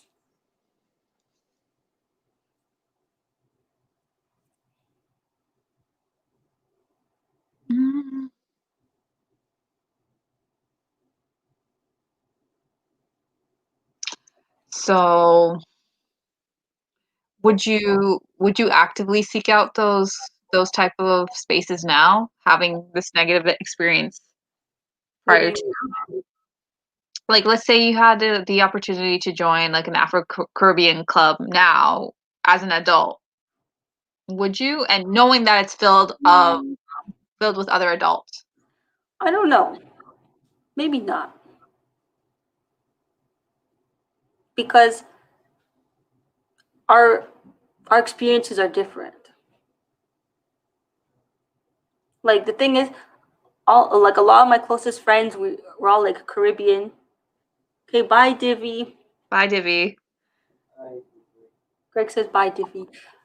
Yeah, a lot of my friends are like Caribbean and whatever else. But it's like we can, on a personal level, we can like talk about like things in the community or whatever. But I feel like they more fit into the space and like they'll go to space than I would. Like my friends go to fetes and stuff. They play mass in Caravana. Like that's not me. I really do wish that you would, participate in Caravana, like actually like dress up, do like their like costuming and like walk in the parade. I think that would be like a good experience for you. And then I can come watch you. Wow. I've seen the day Greg does it, I'll do it. No, he'll never do it. Greg should do it. Greg should have fun. It's weird though, because I know people who are not like Afro-Caribbean and they've participated in the parade. I'm wondering if it's like open to everyone to do, or if it's just like as long as you pay your money, you can do it. Like as long as you pay like a participation fee, they like as long as you pay to be a part of the band, whatever band, then you can do it. And then obviously it's free to go down to like watch the parade and be a part of that. I still think you should do it just once. All right, girl. I think that's not my thing. Like I'm not into like the dancing and walking up to all the music on the road in public.